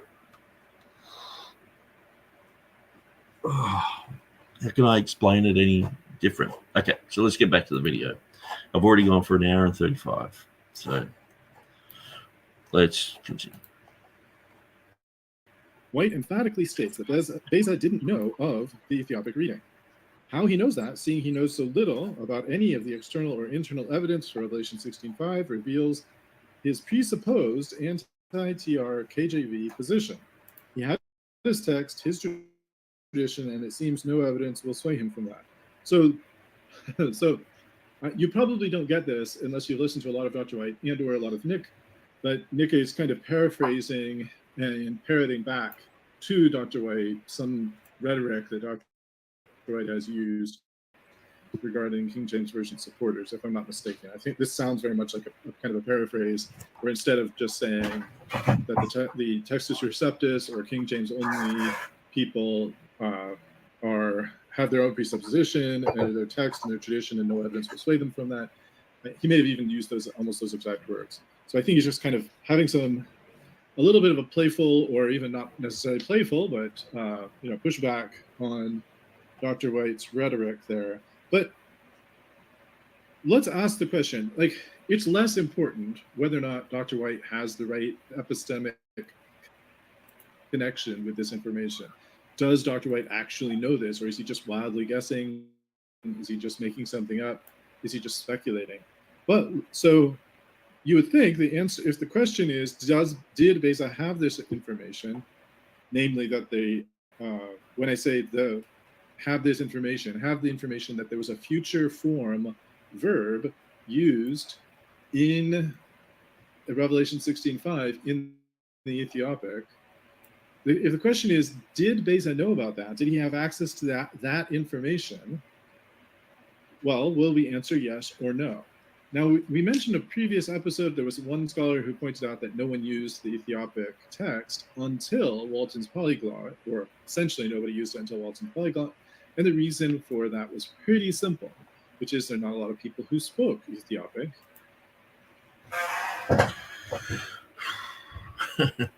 Okay, so there's not a lot of people who spoke Ethiopic, so it wasn't until the London Polyglot. So that was by Horn. Now, I remember saying that Horn was very anti-Textus Receptus. He was a Textus Receptus advocate, and then he sort of switched halfway through his life, became quite avidly against the TR. And so Horn's just wrong. Stephanus wrote about the Ethiopic in the New Testament. The other guy, Victorious, or whatever his name is, Victorious, he wrote a whole grammar on this. And so even the other one we're looking at in 1630, that's still 20 years before, 30 years before the London Polyglot. We see Richard Brett, he knows this, and TurretinFan's like, he only knows 6 words. It's like, are you serious? Anyway, I just really feel like there's clutching at straws here. But let's continue. There's not a lot of people who could read Ethiopic. It's not in a character set that we're familiar with. It's not in Latin characters or Roman characters, however you want to call them. It's not in Greek or Hebrew characters or Chaldee characters. It's in its own character set, the Ge'ez alphabet. And it's not familiar for most European scholars during the 16th and 17th centuries. So the access that people had to the Ethiopic during that time, not entirely, there are people who learned the language, but the majority of scholars in this field accessed the Ethiopic text once they did through the Latin. Almost all the scholars of that era spoke Latin and read Latin. Very few Ethiopic. Not zero. We'll come to that interestingly in one of the later sections of this chapter. But in this section, let's consider whether Beza had access, since the question is, Beza didn't know of the Ethiopic reading. Let's see. So page 146 now. In his translation process, Beza also made use of several ancient translations from editions prepared by Emmanuel Tremelius, who produced the Syriac, and Franciscus Junius, who produced the Arabic. Both of these scholars were experts in Hebrew, Aramaic, and its cognates of Syriac and Chaldee, as well as Arabic, Greek, and Latin. The first edition of the Tremelius Junius Bible appeared in 1579, and after the death of Tremelius, the version had several recensions by Junius. 3 years after its publication, the Tremelius Junius translation of the Old Testament was frequently paired as well with Theodore Beza's Latin translation of the New Testament, which contained the Eris Esomenos reading of Revelation 16:5. They considered Beza a world-class expert on Greek and Latin and utilized his version whenever they could. Junius was a significant Reformed Protestant voice who began to study under both Calvin and Beza from 1562. The Tremelius Junius Beza Bible shaped Protestant theology and dogmatics well into the late 18th century. Now I pause here for a breath, and let's see, I have a comment, which is probably someone saying hi, but I should check what the comments are. Grace and peace to the body, Sola Scriptura 21 says. Grace and peace to you, too, Sola Scriptura 21. So, when it comes to these assertions here, it seems I don't have any reason to question what Nick is saying here. I don't recall the specific comments of Tremelius or Junius regarding Beza or vice versa, but certainly this comment about Tremelius being associated with a Syriac translation and printing, if I recall correctly, it was both a translation and printing. And similarly for Arabic, this is something that did exist. This is something that did happen. And some of that work is relevant to us in the sense that it was available before this textual variant appeared, as somebody said, in the mind of Beza. But before it entered the mind of Beza, we have a little bit of activity by Tremelius and Junius. But that's not the point Nick is making here, that he got it from them, because he's actually taking this a different direction, and he has a cool little woodcut, I think, of Theodore Beza, along with Junius and Tremelius, who gave the Reformation its best Latin version. I think he intended all three to be on the same row, and for whatever reason, the printer unfortunately printed them on two different pages. Just another one of many burdens of dealing with a printer. The Italian, he calls him, Nick says, the Italian Jew, John Emanuel Tremelius, 1510 to 1580, converted to Catholicism in 1540, and then he was a teacher of Hebrew at the monastic school at Lucca. Between 1530 and 1540, he pursued classical studies at the university. He missed a little bit there, which is quite important, because he converted to Catholicism, and so in 1540, and then to Christianity the following year. So to me, that's very important, because the Rome edition was only 8-9 years later it was completed, and that was the edition that he worked on, which was the Syriac, was commissioned by the Pope in 1555. So he worked on the 1569 edition of the Syriac. So he would have known about all this, and he was formerly a Catholic too. So that's one of the reasons why I put that information there. So I don't think TurretinFan deliberately didn't read over that. I think he just skipped a line. So, University of Padua, between 1549 and 1552, he was a professor of Hebrew at Cambridge University. He taught Hebrew in several locations in Europe during his lifetime. He was also the first person of that era to correctly distinguish between the dialects of Aramaic, arguing that Syriac was not the dialect of Aramaic, which was used by Jesus. So again, no, I don't have anything to offer as a correction. I haven't gone to try to verify these statements. I think they seem broadly correct, but I haven't done anything to verify them, and I don't have any problem with them. It's just interesting background information. Next, Catholics, that's how Nick characterizes them, in Rome, published the first edition of the Syriac New Testament in 1555. Before Tremellius, most scholars in Syriac were Roman Catholic. Tremellius would have watched closely and learned from them. I suppose what Nick means when he says Tremellius would have done that is he's speculating that he may have done so, and he thinks he would have. Well, it's like if someone's doing a Swahili translation, you look at the previous Swahili translations, and if you know these languages, you would be looking at these things. These things would be part of who you are and who you become, and so the first Syriac Bible should, and I'm just mentioning that as to try to explain what I think Nick is saying. I'm not challenging that whether or not Tremellius paid attention or not. The first Syriac Bible should have been printed in Rome about 1548, but the scholars involved were busy on, and this is a part that could be expressed with more drama. They were busy with another project.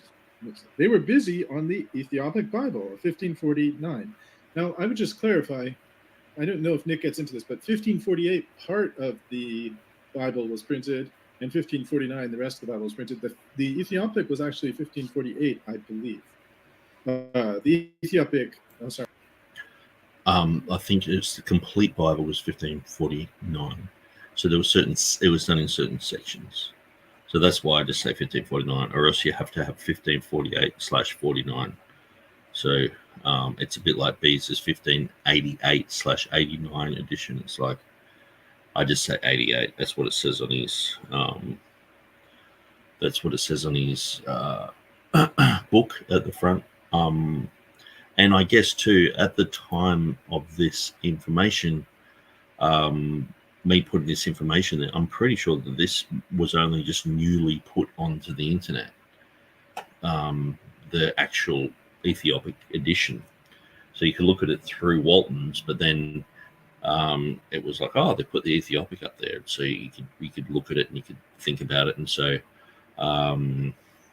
so I've probably gotten my information, a lot of this, from other books about it. But so I'm glad TurretinFan's going over and checking dates and stuff like that. But I'm pretty sure it was the completed Ethiopic in 1549. Sorry, the Ethiopic Book of Revelation was 1548, I believe, and then the remainder in 1549. But in any event, Texe Zionis Malhasini, aka Peter Zionata, I describe him as Peter the Ethiopian, which is one of the names that's given to him, together with two other monks named Paul and Bernardus, also from Ethiopic. All three of them were Ethiopian monks, part of the Ethiopian Orthodox Church, not part of the Roman Catholic Church as far as I know. They headed the Ethiopic project, and he has here Marcello Cervini oversaw the project. I seem to recall this is correct about Marcello Cervini being involved in the project, but I want to call your attention to something important. And actually, maybe I should share. I don't need to share my screen. I can just read it to you from my own blog post without sharing screens and all of that. But right now it's the second from the top, but by the time you read this and listen to this in 10 years, if it stays up this long, there will be some question of where it is. So it was around the October of 2023 is where you'll find it. So let's go back up to see if I can find the detail that I have in mind. Here's the quotation from Tesfa Zion, aka Peter the Ethiopian. He said, "Those who composed it could not read Ethiopic, and we who read Ethiopic knew not how to compose." Okay, so I did talk about this last time. So basically it says that the Ethiopic guys, they didn't know how to do printing, and the printers didn't know how to read Ethiopic, which would pretty much be the same situation for any Bible translator all over the world. So if you were translating the Hindi Bible, you approached people who were English typesetters, you would have to say, hey, we don't know how to do typesetting, and they're like, well, we don't know how to read Hindi, So they had to work together. They had to create the alphabet. Obviously, they did that, and they were successful at that. So what TurretinFan's saying here is sort of like a bit of a soundbite, but it's really a nothing. It's just stating, and maybe that changed later on. I mean, have a look at these books. Where's that one? Like, the typesetters didn't know. So this is like, I think 2 years later. And this is mixing in the Latin with, so people had obviously learnt the Latin, either the Ethiopians had learnt the Latin, or the Latins, the Italians, had learnt the Ethiopic, because you have quite an amazing, I think it's the other way around. I think it's the Latin, the Italians learnt the Ethiopic, but you have all these words, and then they're translated, and then they're expounded on, and this is talking about the fine grammatical details of the Ethiopic language. So, and we also see that this is dedicated to Marcello Cervino, the guy who was just mentioned. Marcello Cervini oversaw the project of the Ethiopian Bible. So this is dedicated to him. So this guy, they would have known about the Ethiopian Bible, whoever wrote this, like 2 years later.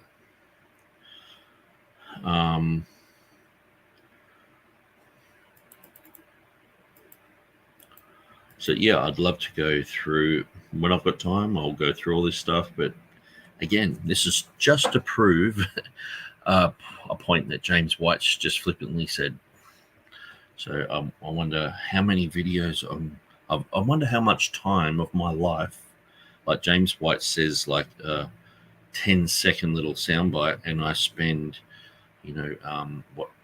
probably 30 hours trying to mop up what he said, probably more, because I've had to study it, I've had to put it in my book, I've had to make rebuttal videos on it, and it's just like, and then if you just do a quick look, you can see this book here is done by Stephanus, by Charles Stephanus, the brother of Henry, while their dad was alive, and it's about the Ethiopic language and the New Testament, and it's 2 years after the other grammar was written. So it's and they talk about the Tetragrammaton in here, the name of Jehovah.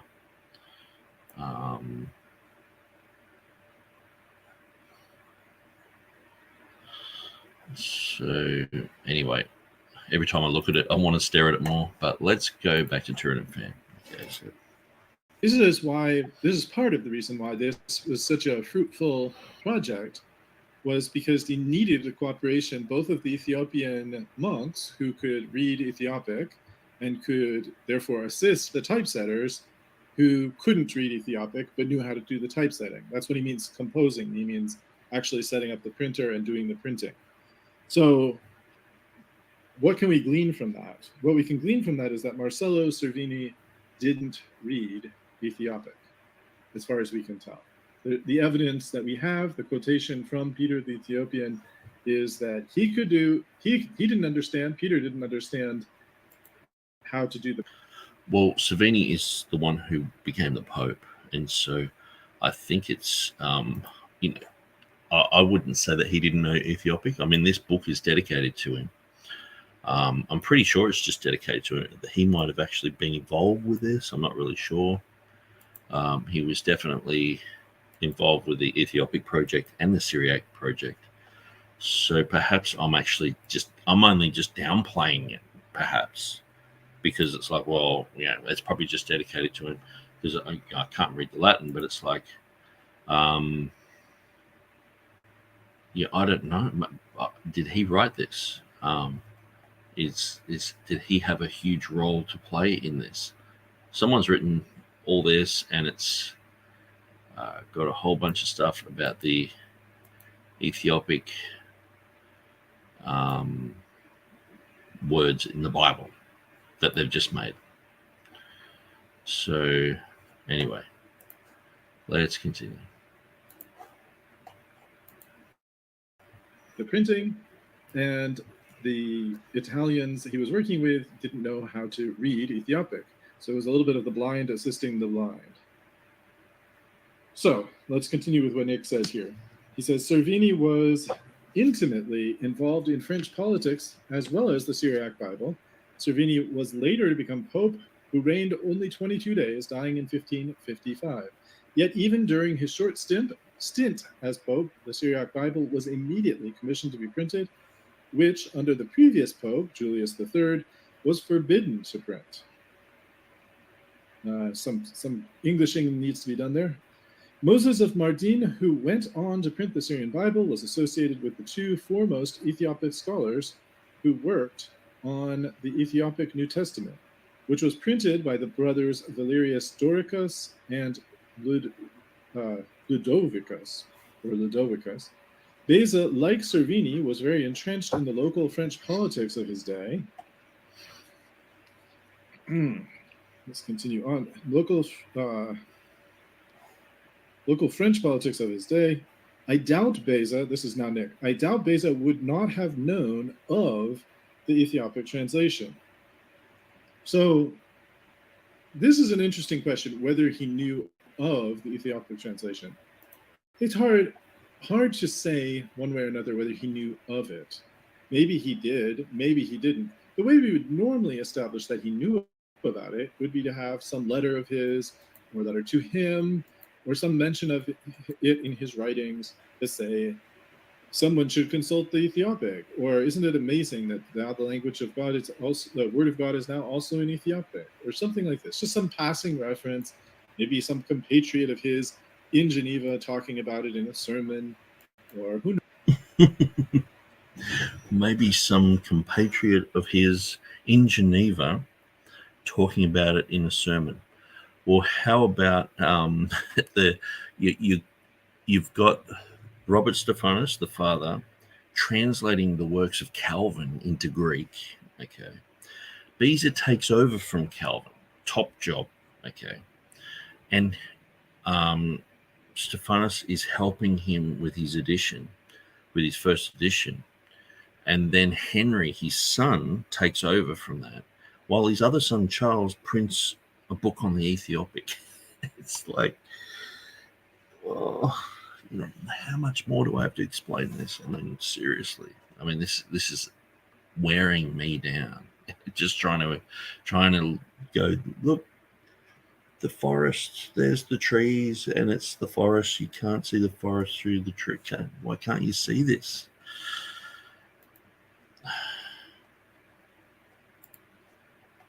Who knows what? There's a million ways you could usually establish that he did know about it. Just speculating that he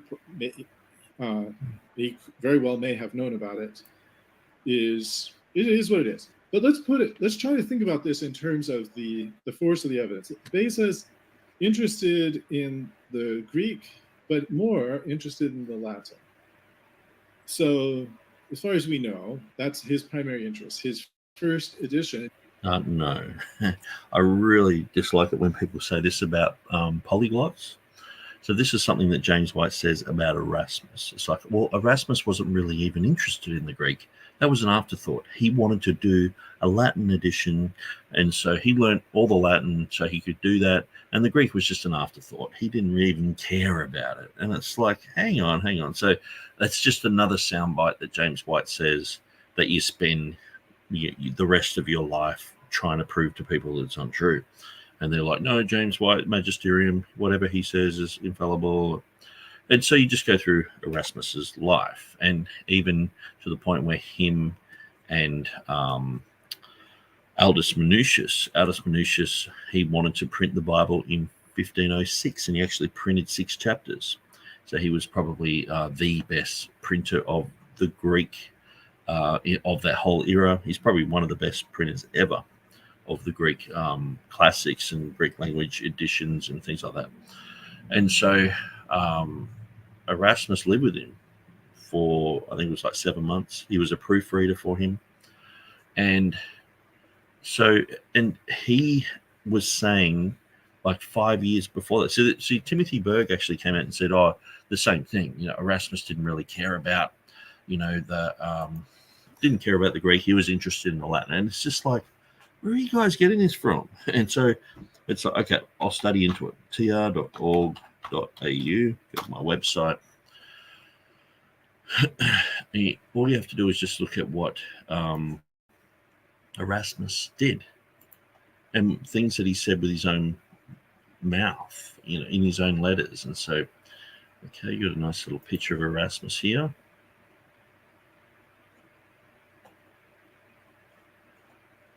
Okay, so let's look at, say, biblical Greek studies. As early as 1505, Erasmus wrote to a friend, I shall sit down with Holy Scripture with my whole heart and devote the rest of my life to it. All these years I've been working entirely at Greek and have not been playing with it. 1505. Oh, but that's just an afterthought, I'm pretty sure Timothy Berg actually said that Erasmus didn't really even start learning Greek until 1512, or he said some number. It was around like that time. And when he said that, I was just like, what? Yeah, it was just like, does he realize that Erasmus, he did like a book with 3,000 Greek proverbs in it was like 1504 or something like that. These guys, what they do is they project onto these legendary scholars. They project onto them that they're just like fumbling around like they are, or like I am, just trying to, do a podcast or whatever. But these guys were brilliant. These guys knew, they were polyglots. They knew their languages. They knew lots of different things. And so I'm just trying to find maybe a bit of a timeline. Early life, education. Okay, so here we have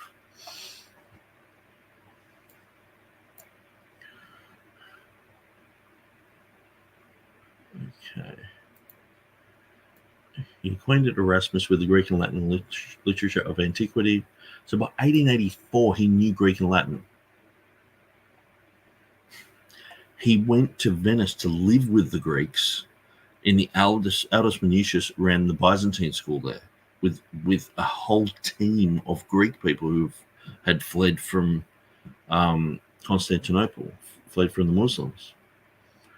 So if you look at what he wrote, he visited Italy in 1506 and spent 3 years there.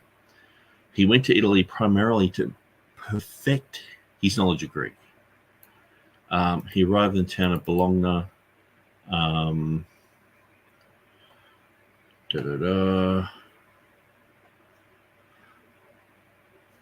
He abode with Bombascio. So, Paul Bombascius, that's the one who James White talks about all the time, that he wrote to and got the the readings of Vaticanus from. Well, he lived with him for like a year, I'm pretty sure, for 13 months. He was the professor of Greek.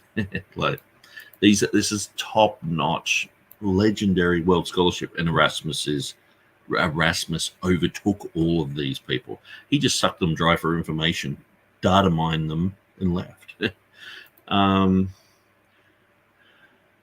But he's trying to print this edition. I think it was called Adagus. Erasmus's thousands of proverbs, Adigadorum Chilides. So that was Greek proverbs. Now, I'm not sure if it is exactly that one, but there was a book where it was like 3,000 Greek proverbs. Here we are. His research using minutious resources and Greek scholars enabled him to expand his collection of proverbs from 819 entries to 3,260 entries. So this is when the Aldine Press published Adagus in 1508. This caused Erasmus's reputation as a Greek scholar to be established throughout Europe, as Aldus had aimed to print all the Greek classics of the ancient world. And so, this is just legendary stuff. A whole book of 3,260 Greek proverbs. But no, Erasmus, he wasn't really interested in that Greek. But when people say this stuff, I'm just like, oh, what? Do you know anything about these people? And that's where I'll say, I don't know that much about Erasmus, but I know enough to go what people like James White saying is absolutely wrong. And so when it's like Theodore Beza, well, yes, he knew Latin, but he knew Greek and da-da-da. It's like, no, he knew Greek, he knew Latin, and I'm pretty sure, as far as I can tell from my limited understanding of Theodore Beza, I'm pretty sure he was fluent in Hebrew, in Syriac, and possibly even Arabic. And in his mind, his first edition was his Latin edition. And he produced other editions which were Latin-only New Testaments. And he also did Greek-only New Testaments. His focus seems to have been on the Latin. Even in his Greek one, sometimes he... Why? Why do this? The whole scholarship in those days spoke Latin. So whenever they were talking about any language, Ethiopic, whatever, they talked in Latin. It was like English is today. You have the Greek, the Latin, and the Latin Vulgate for comparison. So his improvement of the Latin was his primary interest. His improvement of the Greek, a secondary interest. See? Was he interested in other languages? Well, I think he doesn't get into it here, but I think he does mention the Syriac from time to time. I could be wrong about that, but he does seem to have some interest in the Syriac. He does. He mentions Syriac quite frequently throughout his annotations. But how would he have interest in that? Well, he'd have interest in it through seeing a translation of it. But he could never have known the language himself. You know what I mean? Why?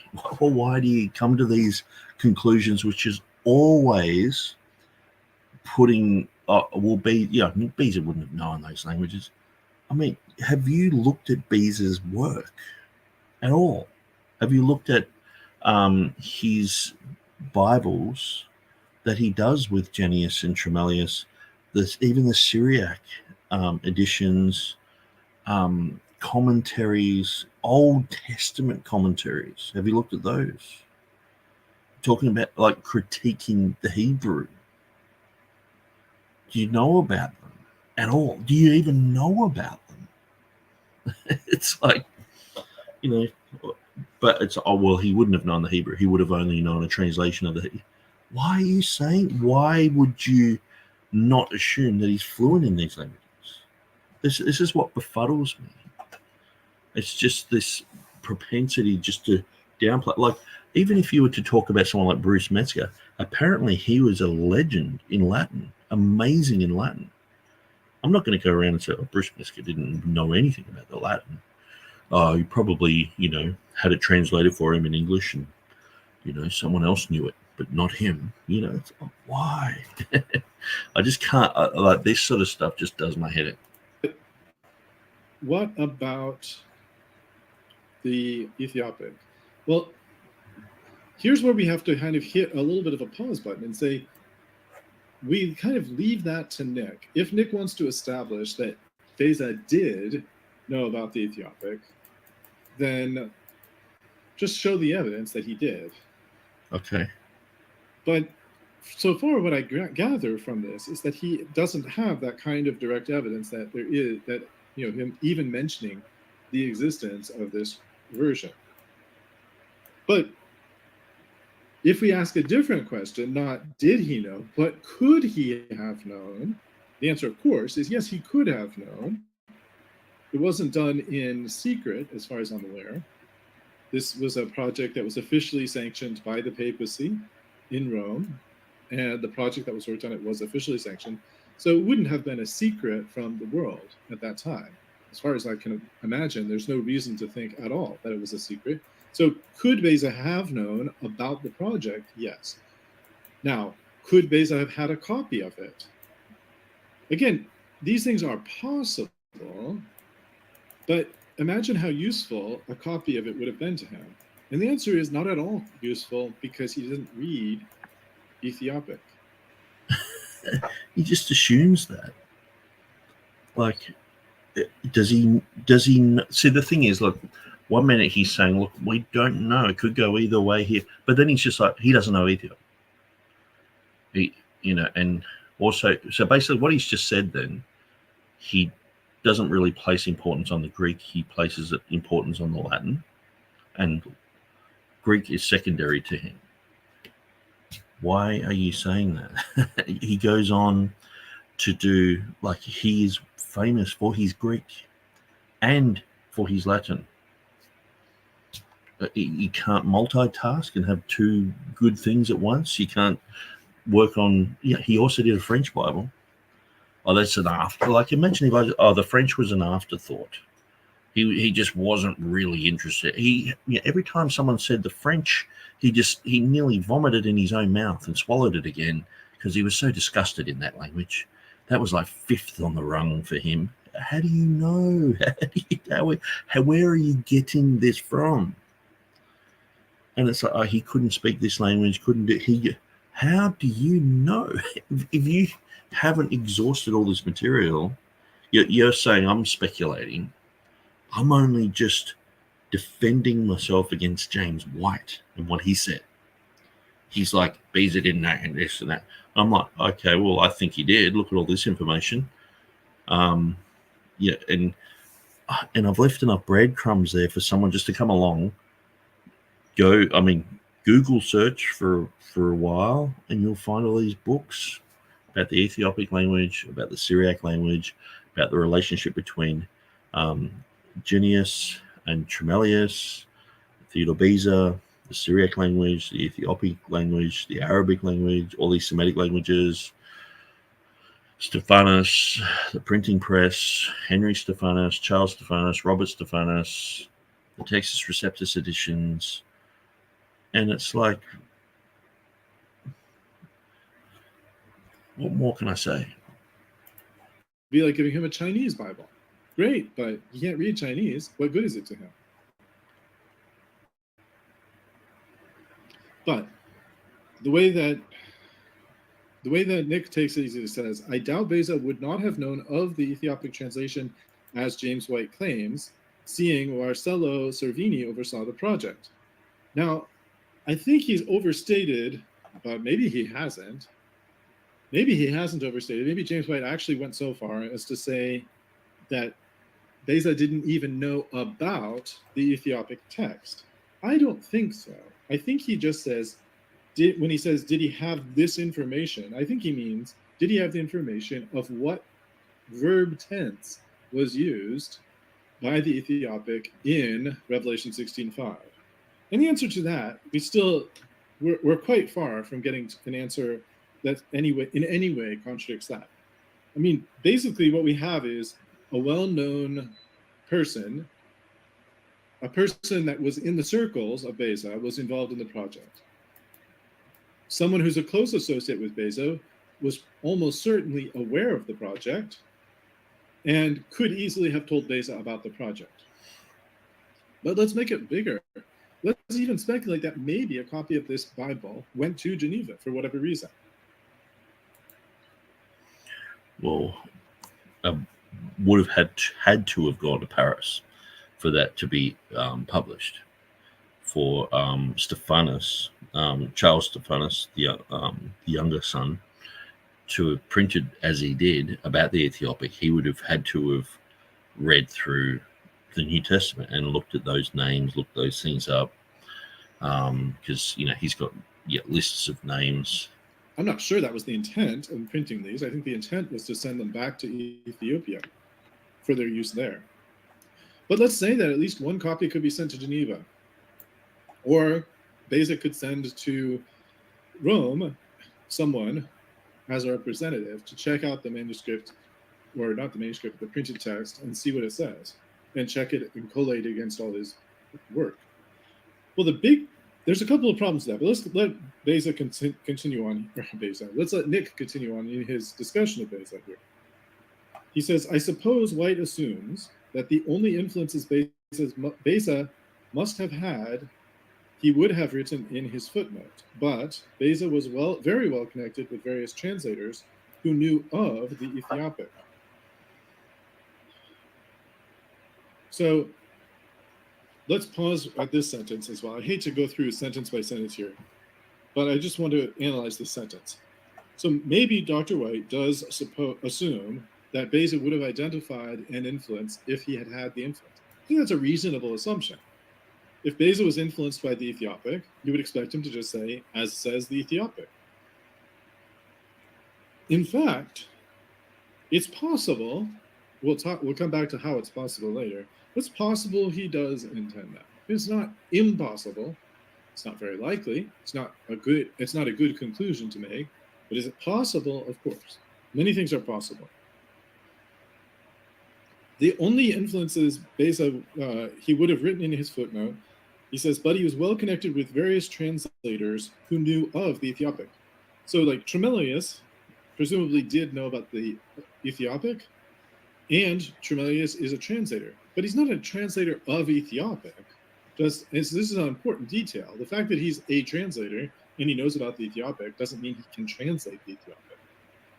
So while this might help to show that Beza could be aware of the existence of the text, it doesn't get us to how Beza would know about the reading. But let's continue on. He says, besides the contemporaries of Beza's, in Lausanne and Geneva, he had a large correspondence with many of the leading scholars of the time, which aided his New Testament editions. I don't have any objection to that. And then he says, for White to assert that Beza didn't know of the Ethiopic is pure speculation and is again another slanderous accusation. He so quickly slanders Erasmus and the King James Version translators. Okay, so when I say he's slandering, this is because there are so many anecdotes about Erasmus. So if you ever listen to James White, he'll say, oh, Erasmus, what an idiot. He tricked himself. He did a Latin translation of the last 6 verses of Revelation, even though in his annotations he says it was like a few words. No, it was apparently 136 words, according to James White. But then he did his edition, and then the Aldine guys came along. They copied his edition, and then he copied it from the copy that he had done and they'd copied down, and he tricked himself and thought that he'd fix some problems, and he didn't fix anything. And so that's the sort of idiot that Erasmus is. And so that's slander. That is absolute slander. Like, I don't know what other synonym what other descriptive word could I use? I guess he writes it in his book, libel, or, it's a slanderous accusation against Erasmus. And he says this type of thing. He had to rush to print. That's why there's so many mistakes. And, he had, he had this rash wager where he promised he put the comma in, but, they quickly made a manuscript to suit and all this sort of stuff. And he says this all the time. Which is, these things have been disproved by critical text people, let alone TR people who are just absolutely tired of hearing this sort of rubbish. But this is just another, as I said, a slanderous accusation. It's like he's not looking at all the facts. He's just going, well, I think this. And people are thinking that James White's saying this from an informed perspective. He's not. He's completely uninformed about all this. So I think Nick is just getting too hot under the collar here. I mean, slanderous to say that Beza doesn't know about some specific version in a language that Beza doesn't speak. Well, James White is saying, and perhaps I should get the video up where he's like, did Beza know about this? No. It's like he's slandering Beza. He's also slandering me because he makes up a whole bunch of stuff that I never said about the Ethiopic, which everyone believes James White over me. Apparently, I can author the book, but I can't speak for myself. Same as Erasmus. He can say, he had different Greek manuscripts for the Book of Revelation, but you don't read what he says about it. Read what James White says about it, and Metzger and others. It's just slander, and so it truly is complete 100% wholesale slander. I mean, let's look up what slander means. Slander.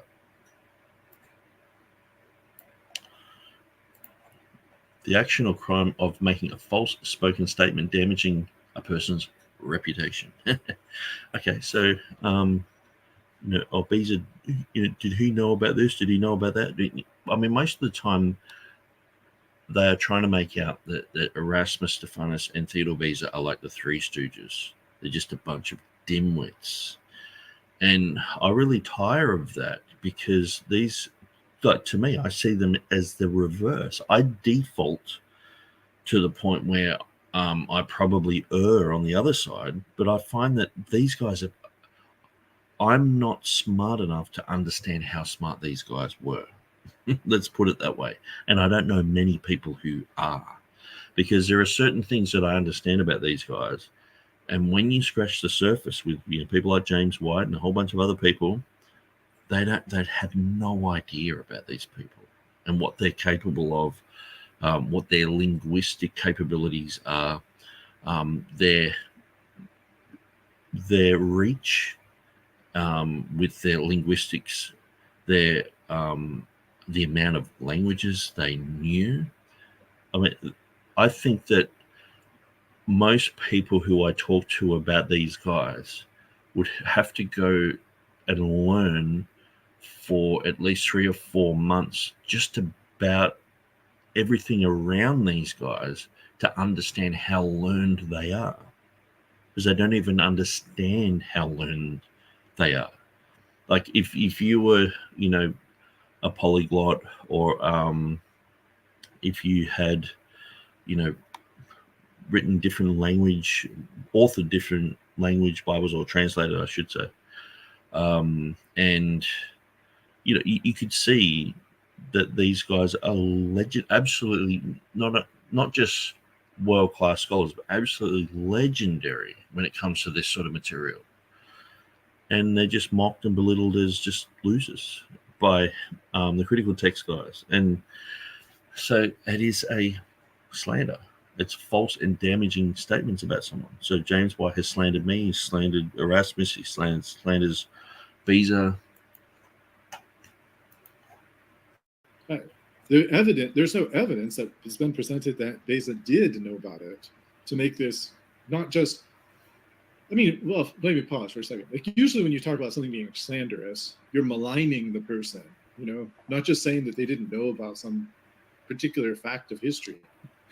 It's just the idea that somehow would be somehow like, even if we actually have a text from Beza and Beza saying, "Thank you so much for sending me the Ethiopic text. I've had it next to my bed every day for the last month." Even if we had a letter like that, if we had such a letter, it would prove that Beza had the text, right? Unless Beza's just a big old liar. And so here we have, in that edition of the Charles Stephanus, the Ethiopic, according to how those who are in Rome interpret it. Who are those who in Rome? They're the guys who did the translation. Then Beza has the text. If he says he has it right there next to his bed, We have some direct evidence that he has it. Better yet, if he said sometimes in his footnotes in the New Testament that I consulted the Ethiopic and it says the same thing as the Syriac here, then so he never, I guess, he never consulted the Italian Bible, never consulted the Spanish Bible, never consulted the French Bible, never consulted, because he never mentions them. It's like, it's just poor logic, and it's just setting up a standard, a bit like, the Muslims will say, where in the Bible does it say, I am Jesus, I am the Son of God? Where does it say that? And it's like, oh, he doesn't say those exact words. See, and it's like, well, can't you, I've left the breadcrumbs, I've put the links there, you can read through those. I guess I'll probably have to go further, because I just know instinctively that this is just going to be like, but it's still not saying that Beza knew it. It's like it wouldn't surprise me if Beza was fluent in all of these languages. I mean, if you look at Erasmus, I mean, when you get down to, at the end of the day, you get Erasmus and you go, he was the best Latin and Greek scholar of the whole entire generation. And then it's like, and he was fluent in Hebrew too. And it's just like, wow, he was fluent in Hebrew. Well, at first when I was studying him, I had no idea about that. I was just listening to James White say, he had no interest in the Greek. It was an afterthought, and he says that so many times that half the time you're like, okay, I'll just believe that, until you actually study these things yourself. Again, we'd have a reason to believe that Beza had it. But so far, we don't have a reason to believe that he had this text. Now, whether or not he knew of the Ethiopic, the printing of the Ethiopic text, this is more like a coin flip. Did he know about it or did he not know about it? Who knows? Now, if Dr. White overstated and said he didn't even know that this thing had been printed, I don't think Dr. White said that, but if he did, he overstated his point. And maybe he did. Sometimes people overstate their points. But it's quite different to say that he knew of the Ethiopic version being out there and that he consulted it in any way. Those are two very different things. Let's continue on. He says, the great work of Tremellius was the translation of the Bible from the Hebrew and Syriac into Latin, accomplished during his residence at Metz in about 1560. Tremellius's 1569 edition, using Hebrew script, appeared visually inferior than, I would say two, earlier Syriac editions, but sought to use historical linguistics to restore the phonetic vocalization of the Aramaic to its earliest form, a form considered closer to that of Jesus. Interestingly, Tremellius was good friends with Matthew Parker and Thomas Cranmer, and was godfather to Parker's son. Tremellius lived with Parker for nearly 6 months in 1565. Parker later became the principal translator of the Bishop's Bible in 1568. The Bishop's Bible was the version of the King James translators that the King James translators were to base their work on 50 years later. Tremellius had written grammatical books that were published by Stephanus. He had a good relationship with Beza and Stephanus. Let's pause there for a second. So this is a lot more discussion about Tremellius, but again, nothing about Tremellius having any specific knowledge of the Ethiopic text, although it seems probable that he did, especially if it was being delayed by the Ethiopic text, as Nick asserts. Given that assertion, I don't think that was the only reason, because otherwise you wouldn't have to wait for Servini to become Pope in order to get it printed. But even if that was one of the reasons why, then we could probably say Tremellius knew of the existence of the project and the fact that there was this text being printed in Ethiopic. But does that mean he knew anything about what that text said? No. Is there any indication we've been given that he knew anything about the condition of the text, the scope of the text, the scope of the project? We're not told. We have no discussion of that fact. Now, of course, maybe Nick just thinks that we should take it for granted that he knew a lot about the text. Hard to say. Nick doesn't tell us. But now Nick is kind of going off on a different tangent. And this is more when we talked about in the last chapter about the pre-Beza allusions, etc. And we discussed that there's actually some things that are related to the name of Jehovah, and there's some things that are related to the text of Revelation 16:5. Now we're coming into some of that other section, because here's a discussion of Exodus 3:14. So here he says, in 1579, 3 years before Beza put Asamenos into his Greek text, Tremellius published his text, and at Exodus 3:14 he has, id est ero volsum futurum en pore ac. I'm not sure what's going on here. Ac presente usurpatur. And he has a translation of, that is, will be, or I am, the future continuous time, and the present used. And so he has, in other words, he's translating Exodus 3:14 as will be or I am. And there's a note.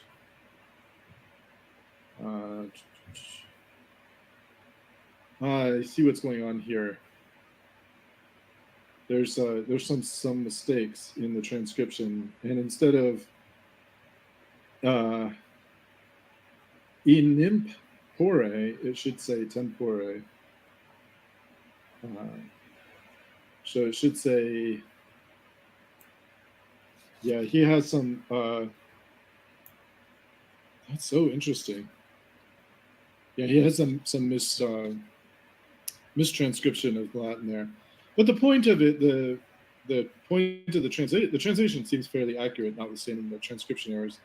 And he has the original Latin there in the image. So no harm done with that. Let's see. And he's already acknowledged, and I don't know, I felt like I'm beating him up a little bit too much on the Latin points. He had acknowledged up front that he needed help with the Latin, and he had called out for people's help, and people hadn't been very forthcoming with help on that. So that's an area he already acknowledged could use improvement. So, you know, my hat's off to Nick on a lot of points, and this is one of them, which is, you know, his willingness to just acknowledge where there's a softness or something incomplete or something like that. He just honestly and openly acknowledge it, and that's a good attitude. But coming back to this, so Tremellius at Exodus 3:14 has will be in the footnote. It's technically a marginal note, but anyway, as Luther and Coverdale had, which we already talked a bit about Coverdale. I don't know if we talked about Luther or not. But anyway, in Beza's 1582 revision of the annotations, his Latin and Greek translation was aided by Tremellius' addition. Many times in which textual variation is noted by Beza, the Syriac is mentioned. Beza stated that the Syriac was worthy of the highest authority.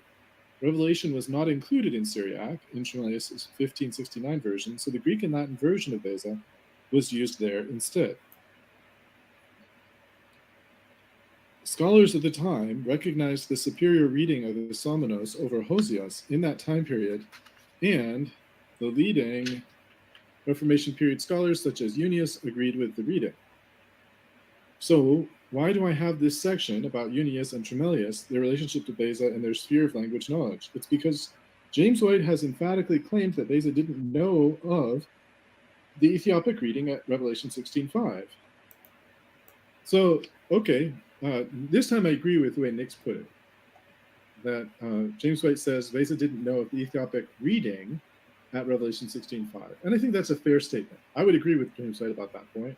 I would do so emphatically as well. Surprisingly, Nick says, the Institute for New Testamentlich Textforschung has recently made similar claims. There is some versional evidence, such as the Ethiopic, but Beza could not know about this. And he cites to Munster. So that's after my thing with James White.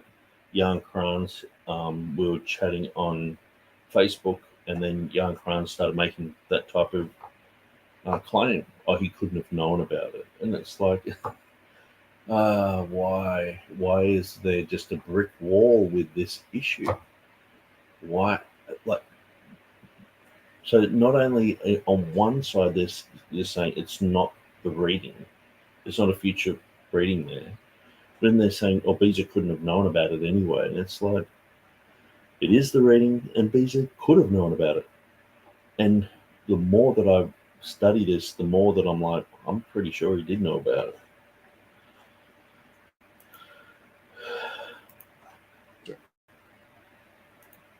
A latter edition of the Tremelius Unius Beza Bible, there's an image of it shown. Note the tetragrammaton used twice on the page, which seems a rather fitting picture of the verse at hand. This later edition, after 1582, has eris, which is Latin for shalt be, at Revelation 16:5.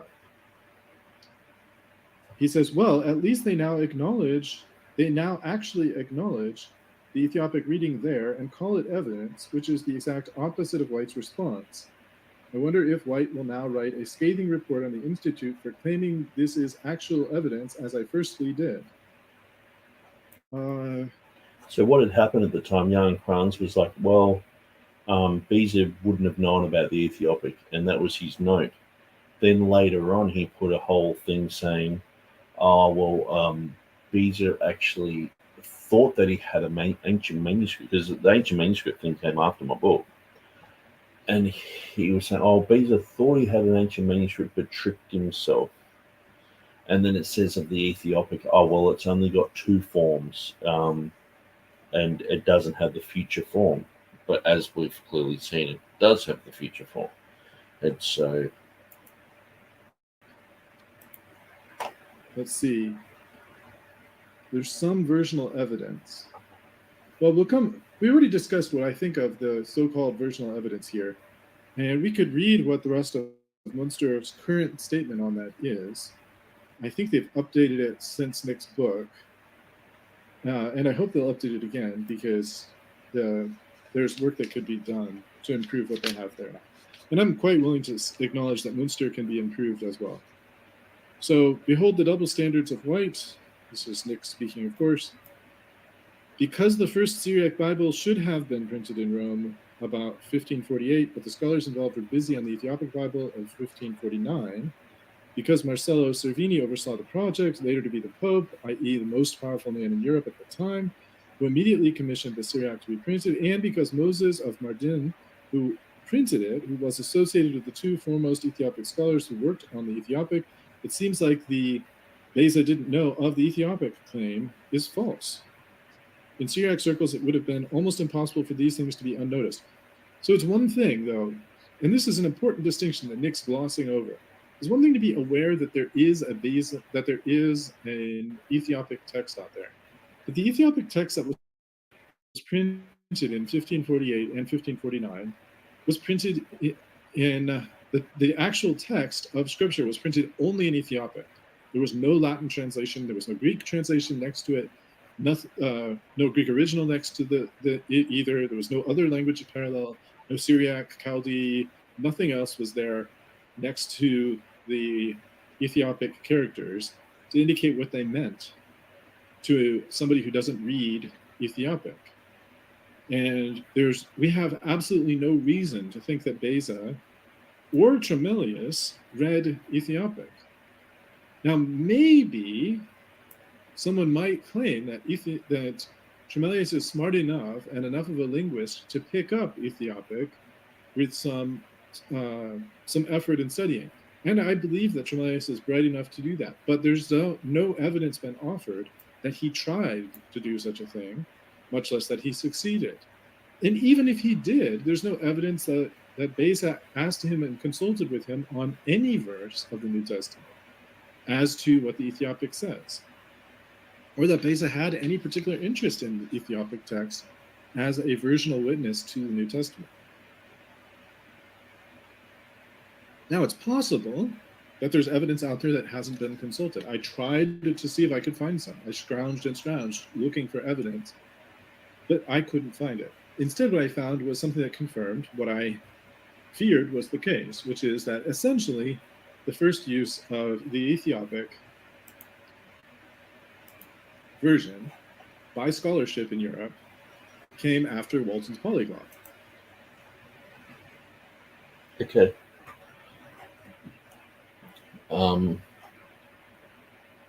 So obviously, just I probably looked at about 30 Ethiopic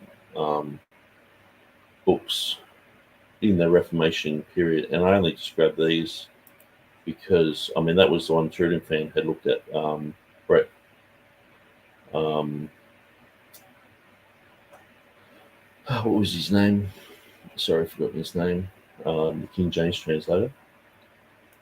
But then we have, the one of Stephanus, and then we have this one.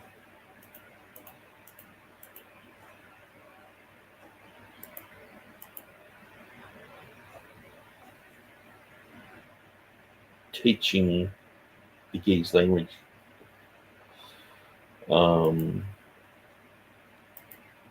Teaching all the basics, going into it in the Greek, in the Latin, talking about Hebrew as well.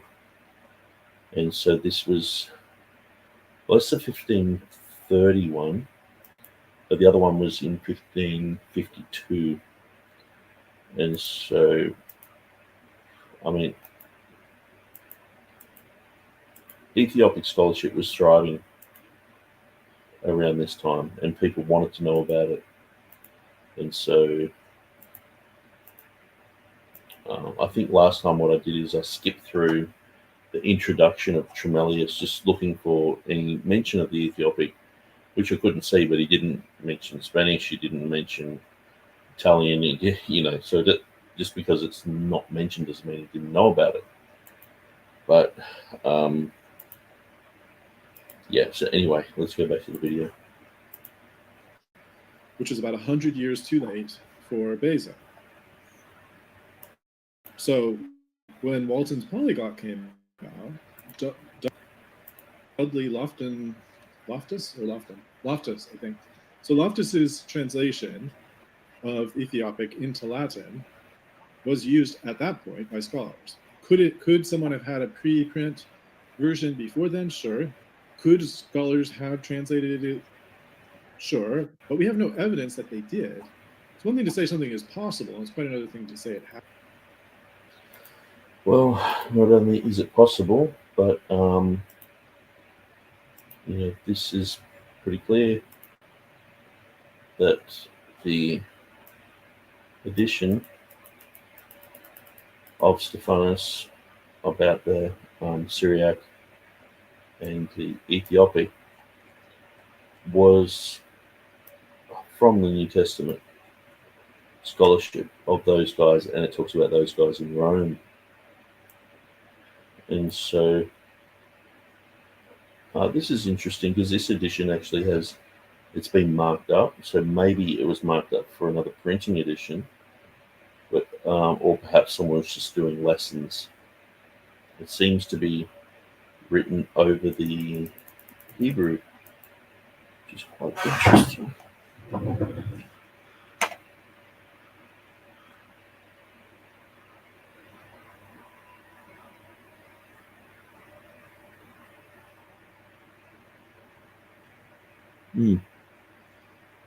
Very interesting. I wonder if I can zip down to where the Tetragrammaton, Jehovah,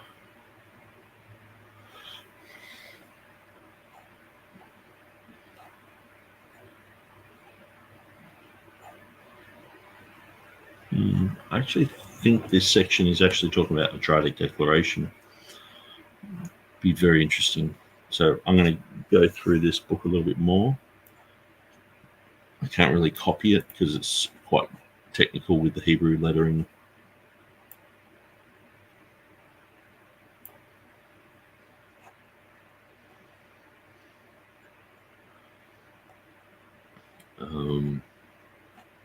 Yeah, I found it interesting. I think it was this section here. No, this is Septuagint. It had a section from the book of Revelation. It was Revelation 15:3 there. Okay, so we've got Jehovah mentioned again here, Adonai.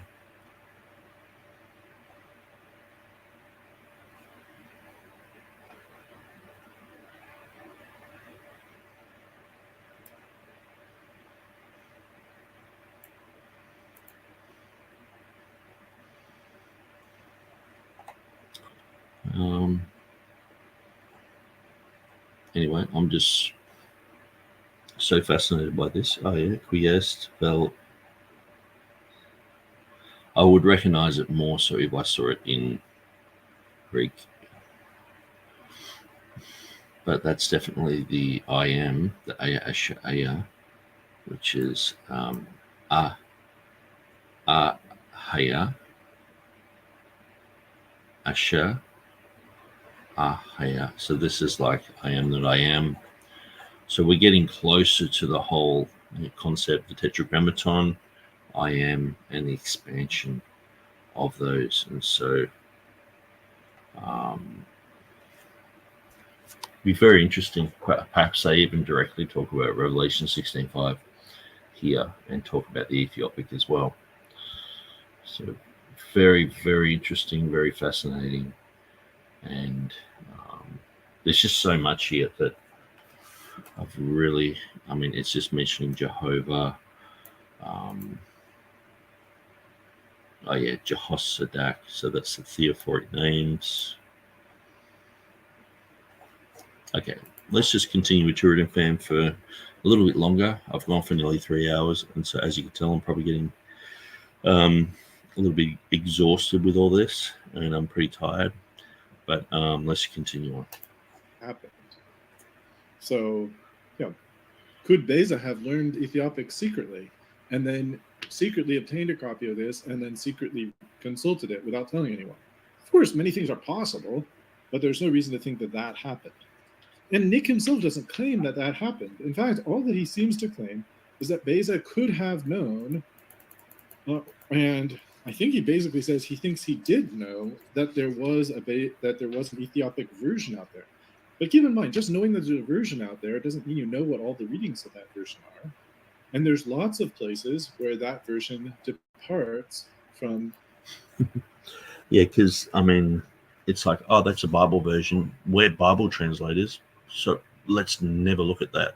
It's like they would have been absolutely fascinated with this thing.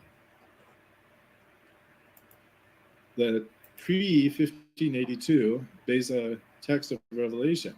So if he were consulting it, you would expect him to have at least some notes talking about the differences.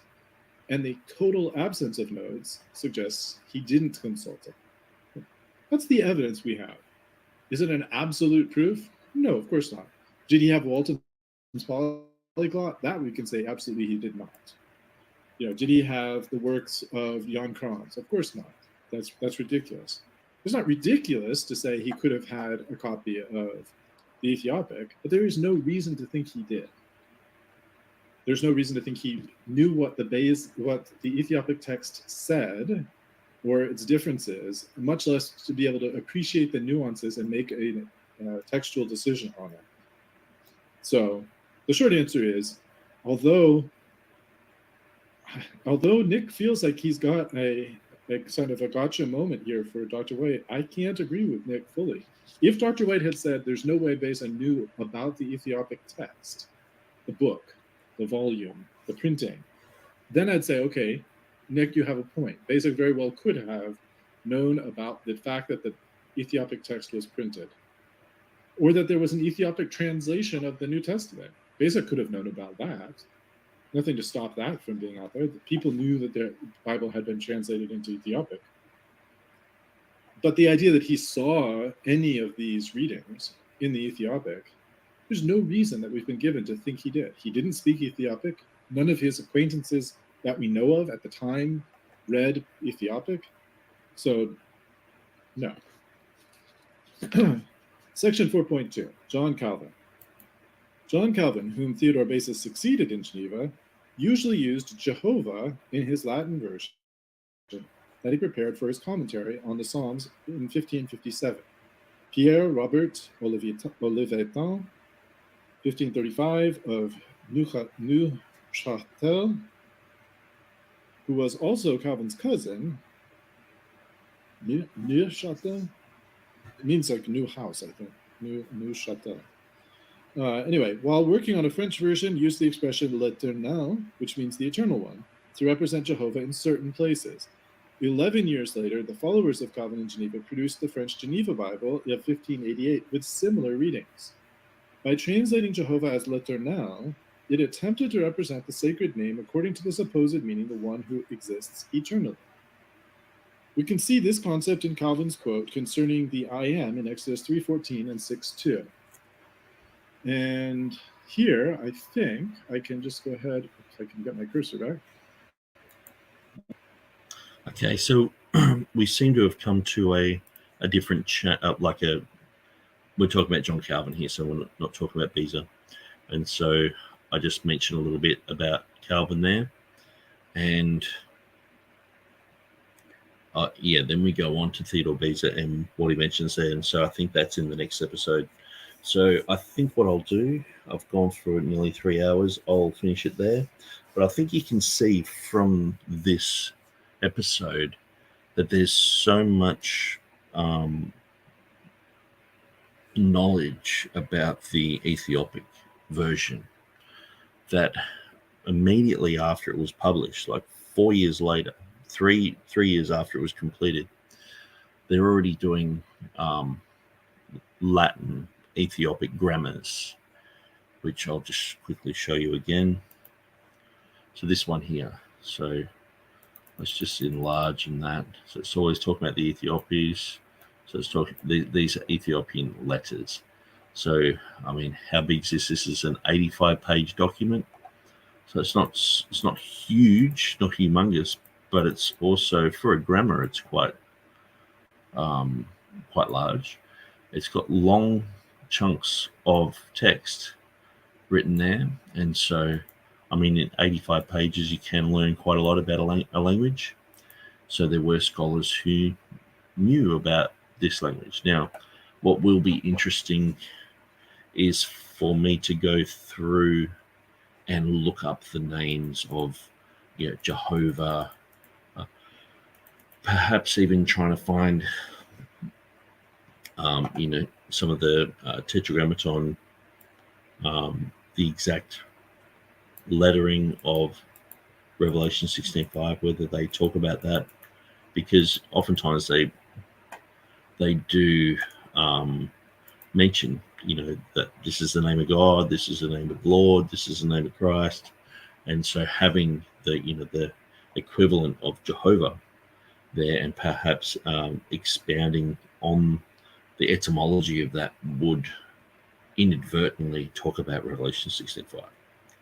So, which would be very interesting to see the Ethiopic take on that. And so we've got that one. And as I mentioned before, we've got this is that one, the same one. So it's just in a different format.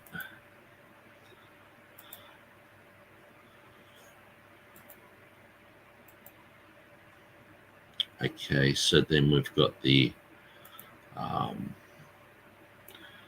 text of Stephanus. 1554, very early in the piece, the Ethiopic, talking about the New Testament, the Stephanus printers for Paris, and this is Carolum Stephanum, which I'm pretty sure he's just pronounced Charles in English. So this is the younger brother of Henry, who printed all of Beza's works, except for, I think, old Robert Stephanus printed the first edition in 1556. So, the whole, they didn't know about Ethiopic, etc. Now, I know in that video, TurretinFan was like, well, they didn't know about the Ethiopic. Well, perhaps they could have known about that, but did they know Revelation 16:5? Well, why wouldn't they? You would think they would check everything. I mean, you would look at every situation like a good text critic would. Here it's in 1553. And this writing is amazing. I'm very curious about this writing. Perhaps this is Diva Beza's, perhaps it's Tremelius or Ianius. So anyway, I think you sort of get the drift. And I better go off to bed. Okay, God bless you guys. Thanks for watching. Thanks for joining us. If you've got any questions, any comments, anything you want to say, anything you think I've been a bit too harsh on, or not, I didn't cover well, let me know, and I'll see what I can do about it. Okay, God bless you guys, and thanks for joining us.